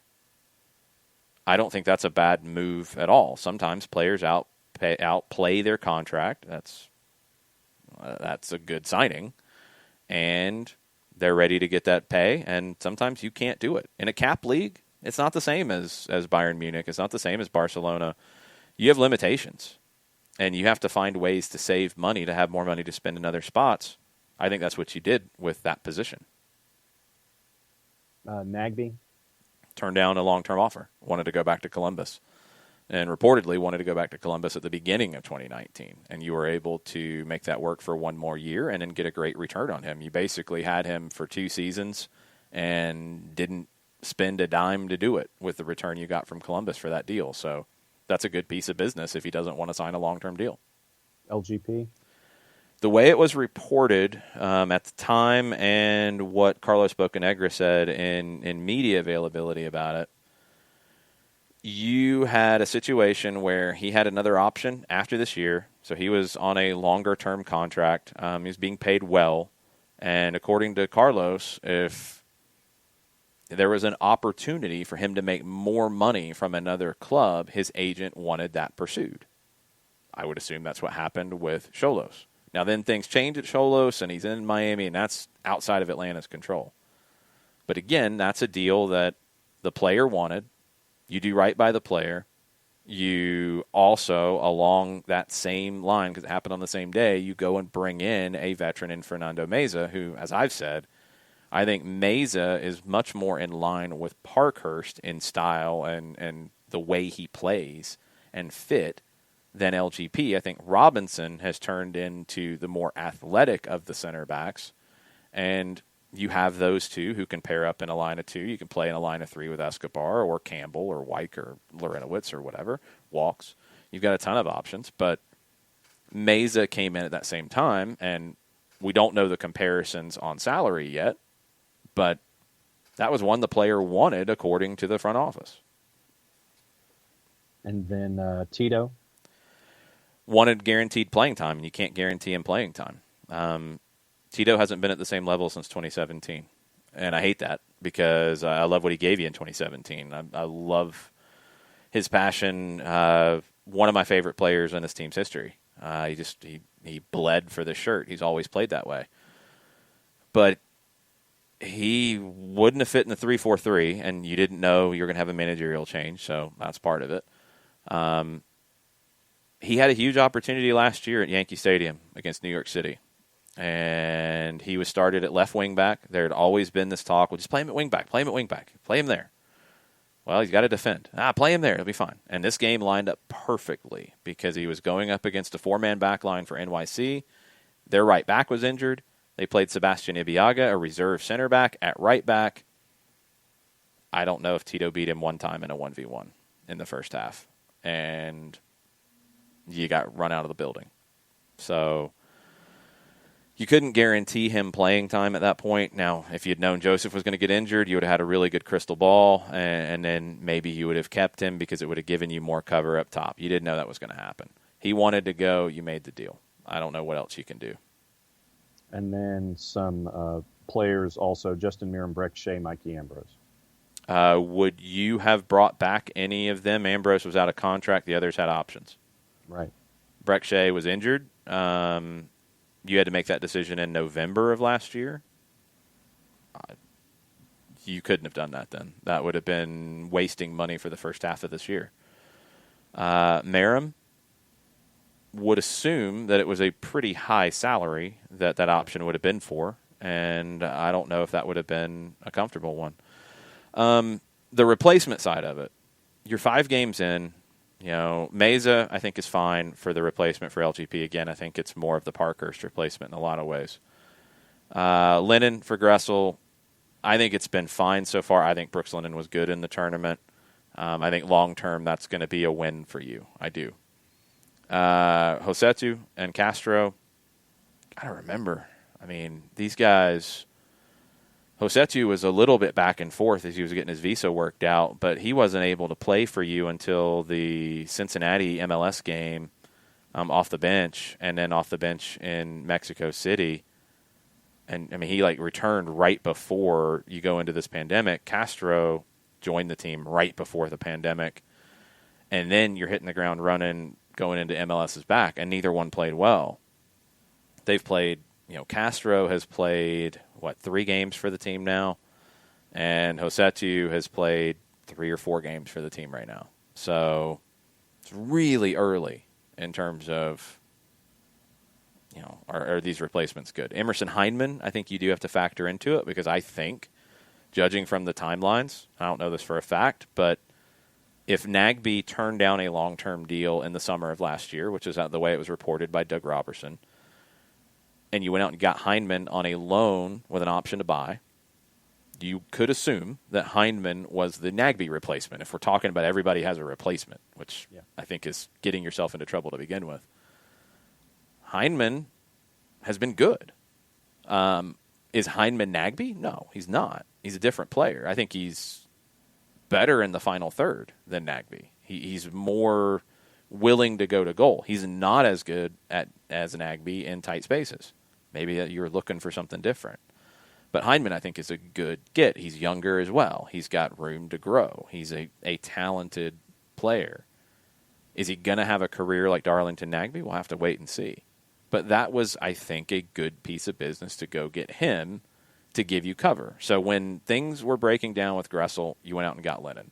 When things broke down with Nagbe, you went out and got Heineman. When LGP, when that deal came about, and it came about fairly suddenly, you got Meza. I mean, you're 5 games in, and for some of these guys, they've only had 3 or 4 games. So I think it's early on judging Manuel Castro as a player, for example. And you got him on loan, too. You know? Jake Mulroney was an addition. He wasn't really a replacement for any. I guess if you want to say he's a replacement for Merrim, okay. Mulroney was good early in the season. He was not good in the Cincinnati game, obviously. He was good off the bench against Red Bulls. So one red card doesn't ruin Jake Mulroney. We'll see. And that's going to be a question. You know, the front office, the replacements that were brought in, yeah, they're going to get judged. But it's way too early to say that they're all bad, they're all worse, and you should have somehow kept everybody, which I don't think was possible. I mean, you're talking, not if you had Brandon Vasquez, how many players have we mentioned here, 9 or 10? Yeah, Vasquez, you lost in the expansion draft. You were going to lose somebody. There was just no way around it. Again, if you could see the crystal ball and know that Joseph was going to have a knee injury, then, yeah, it would have been nice to have Brandon Vasquez, who'd been with the club for a period of time. I think you went out and got Adam John, who's an upgrade. I think he's an upgrade. I do. I think Brandon Vasquez has never quite put it all together. He needs to play consistently. That was never going to happen here. Adam John is better for you coming off the bench because he's a veteran. He understands coming off the bench more. Vasquez needs to play to see what he can turn into. So that's an upgrade. I think Lennon long-term will be an upgrade. I think Meza gave you what you needed in the back line as opposed to what you were losing in the back line. I think, you needed to do that move. Hosetsu, we'll have to see. He's talented. Castro, talented. He's got to earn a long-term deal. Mulroney, fine. I think Mulroney is, if you want to say Mulroney is the Merrim replacement or the Dion Pereira replacement, whichever way you want to judge it. It's too early to say, is my opinion on it. And this year especially, with all of the madness of this year, this is the year that it's the hardest to incorporate new faces. I've said it about every sport in this season with all the stop-starts and training, with all the madness of what the year's going to look like. You want as much continuity as possible. Well, you didn't know that in 2019, and I think some of these moves were bound to happen anyway in 2019 with players leaving. So, is what it is. All right, let's finish up on Twitter. Okay, got a couple of others, and it's all coaching questions. Okay. Tafka, how well would Rafa Benitez fit? Is he strictly bunker and counter, or are there more flavors to his game? More flavors to his game, I think. I mean, would you say that's fair? Yeah. I don't think he's a bunker and counter guy strictly. He's an interesting one. Giovanni Van Bronckhorst is another interesting one. They're both in China right now. The Chinese season started this weekend. They're doing kind of like bubble type of scenario. They're doing a short season. Would Benitez or Van Bronckhorst or anybody else in China for that matter, would they be interested in leaving China and coming to the United States? It's very possible. The MLS is a better league. There's no question about that. Is Benitez kind of holding out to go back to Europe at some point? Maybe. Van Bronckhorst was the one who was going to come to NYC by all accounts and then decided to go to China instead. Does he maybe jump at this opportunity? Who knows? But, yeah, I think Benitez is an interesting one for sure.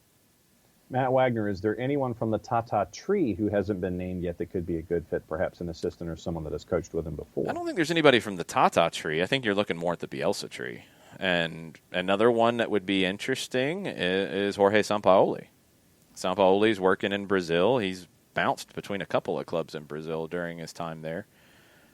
He would be a fascinating one. I think a lot of people are going to remember his time with Argentina in 2018, which was bad. And talk about a team that looked like they weren't on the same page, that was one of those. Argentina, the federation, is incredibly dysfunctional, and that didn't help Sampaoli. You look at what he did with Chile, and it was very, very good. At the club level, would it be the right fit? But he's going to come in as a Bielsa-type manager, which Tata was, which Pochettino is. Sampaoli would be an interesting one to keep an eye on. He really would. I'm intrigued to see if his name pops up. And then Daniel Price wanted to talk about Glassy.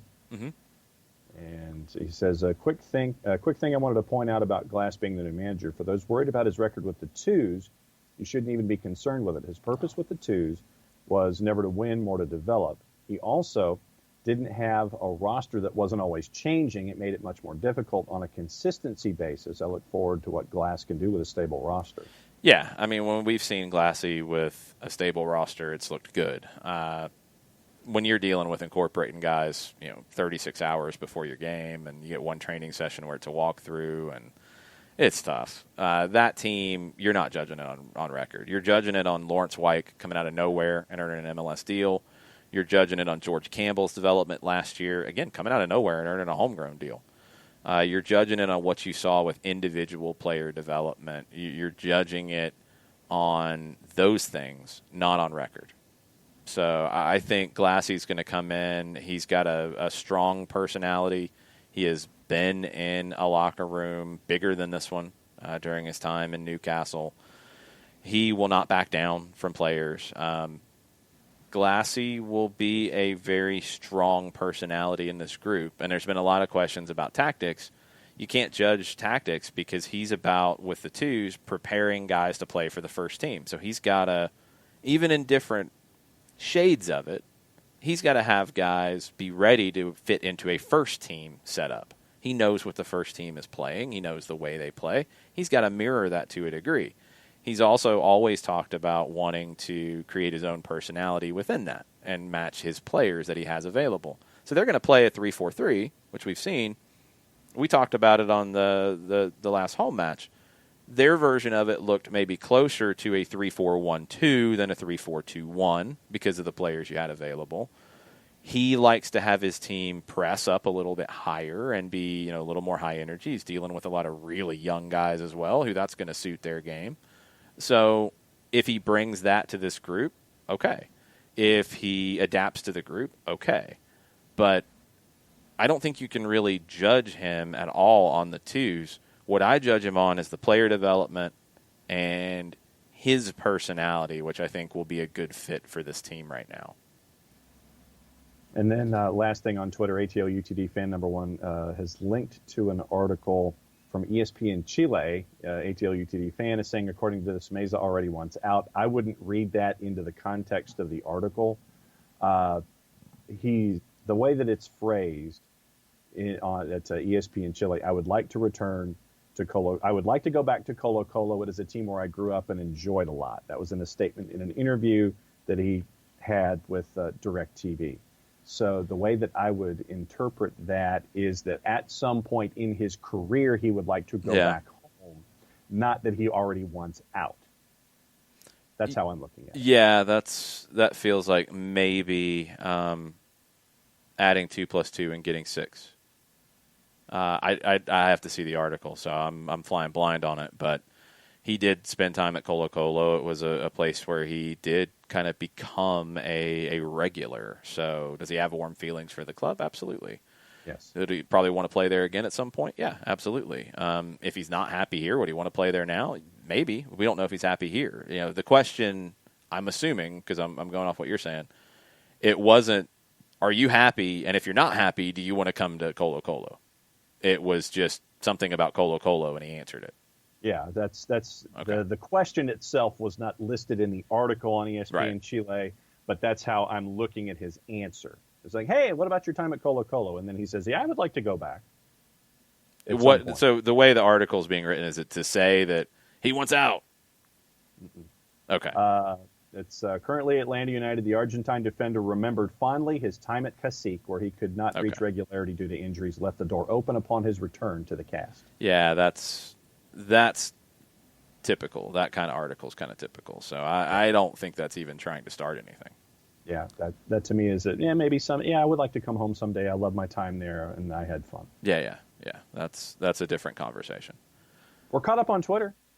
Okay, a couple things on Twitch as we finish up. We're not going to go a whole lot longer. We have stoppage time later today at 2 o'clock, Facebook.com/99thegame. We are efforting to have some form of a soccer over there PM edition of SDH, whatever, later tonight. So stay tuned on that, what that looks like, and who's on board with it. We're going to try to get something together for you on that. Yes, I know you're in. Somebody comes into the Twitch chat and does not care about MLS, so that's cool. I'm going to leave the name out of this, which is funny. So I don't know. I do. And if you don't, that's cool. But you're probably not going to enjoy the show too much because we do talk a lot about MLS. So that's just what it is. Burned about, he says, Jason, when I criticize the front office, I don't mean the player departures. They all had to happen. The problem is that the replacements are not at the same level relative to the rest of the league. Yes, it's early, but first impressions are not as good as the guys Tata brought in, Remedi, Escobar, both in terms of quality and fit. Why don't we have a quality 6 other than Jeff? Adams is not above league level. And why do we have 2 10s, both DPs, in a cap league? The 6 thing is something I ask. Yeah, I said that last year. I thought that was the critical position to bring somebody in or develop somebody in, and we haven't really seen that yet. Could Hindman end up being a 6? I don't know. He played it some in Scotland. We haven't seen him here in that. Didn't go out and get another one. I think Mo Adams is he above the league level? Is he above average? No, but he's also cap friendly, and I think he can develop and be better. I like Mo Adams. I think he's a good fit. But I agree. If you're going to play in any kind of shape, I do think you need to upgrade at 6. That was something we said at the end of last season. Maybe it didn't happen. Maybe the right deal didn't happen. I don't know. That's a good question, though. The 2 10s, both DPs in a cap league, I've always said Barco's a 10. He's played more on the wing than as a 10. I think his game is suited to a 10. You could play him out wide. You could play the way you played here because it did work last season with Pitti and Barco as 10s with 2 holding midfielders behind. It takes a lot of synergy. You never got that synergy this season after Joseph was injured. You did early.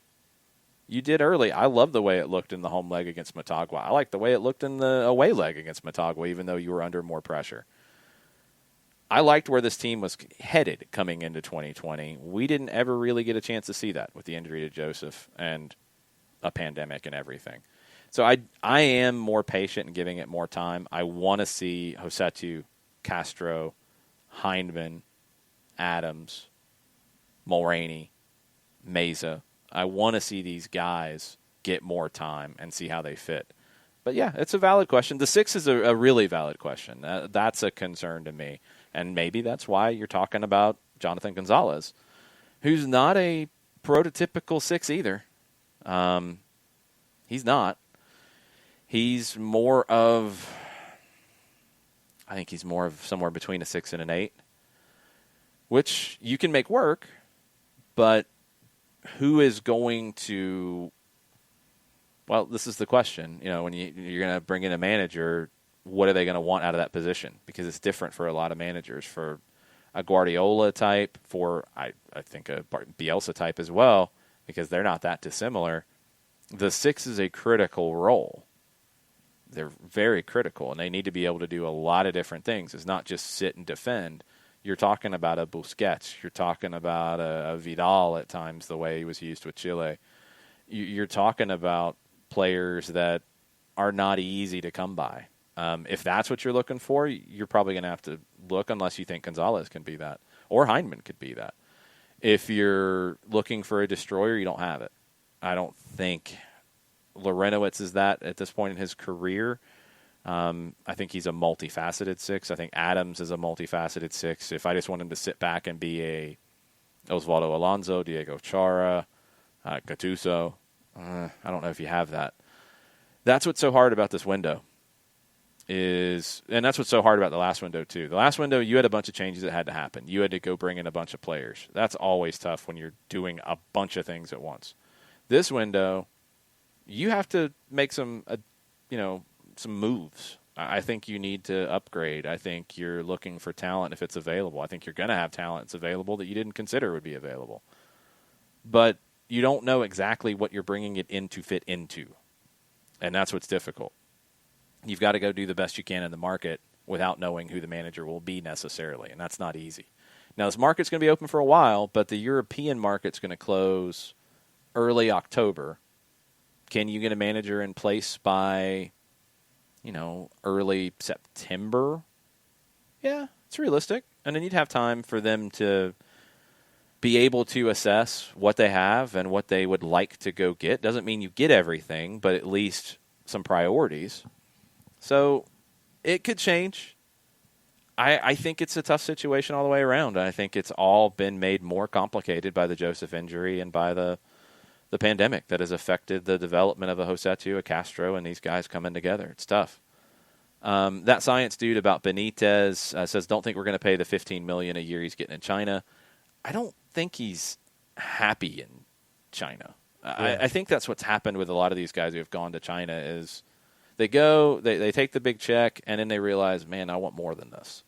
So we've seen that happen before. Maybe he wants to keep cashing those checks, and I can't blame him. I can't blame him at all. Yeah. But we'll see about that one. Chucho Zone, you are never getting 24-hour SDH. It ain't happening, man. Well, it would have to be different people. It wouldn't be just us. Yeah, that's true. It ain't happening, man. Come on. Give us a break. And we're going to take a break for a little while here. ATL UTD Tom says Benitez does not need exposure. No, he doesn't. And us replying to, how about Big Peck? Let's go with that as the name. Who's not the MLS fan, but also says more exposure to what he's doing in MLS versus China, which is absolutely true. Yeah. But he doesn't really need the exposure. So I think he needs more of a challenge, though, and we'll see. China's a weird situation. The United States is a weird situation. South America is a weird situation. All a weird situation. Europe's not as weird of a situation. Europe has completed seasons. Europe is getting ready for the Champions League coming up in a week's time. It's strange, and we'll figure out how all this goes. But thanks for hanging out with us. Thanks for watching on Twitch. Even Big Peck, if you're not an MLS fan, that's okay. We're going to talk more worldwide stuff with the evening edition of the show. It'll start probably around 7 o'clock. Okay. That's a safe bet. MLS doesn't start till 8:30 tonight, right? They changed the time slots on us, and it like screwed me up. 8:30 and 11 just absolutely screwed me up yesterday. Yeah, it messed with me. And the 11 game tonight's really good. Yeah. Oh, so I guess we need to well, no, we don't need to. We'll talk about it later. Okay. LAFC in Seattle late night tonight. So yes. We will have a show later. Come hang out with us on Twitch. Hang out with us on the app. Hang out with us on your podcast, however you like to consume it. Thanks for spending your time with us. We're going to eat some lunch, and stoppage time 2 o'clock. Facebook.com/929thegame. Until then, mucha platiel. Mucha platiel.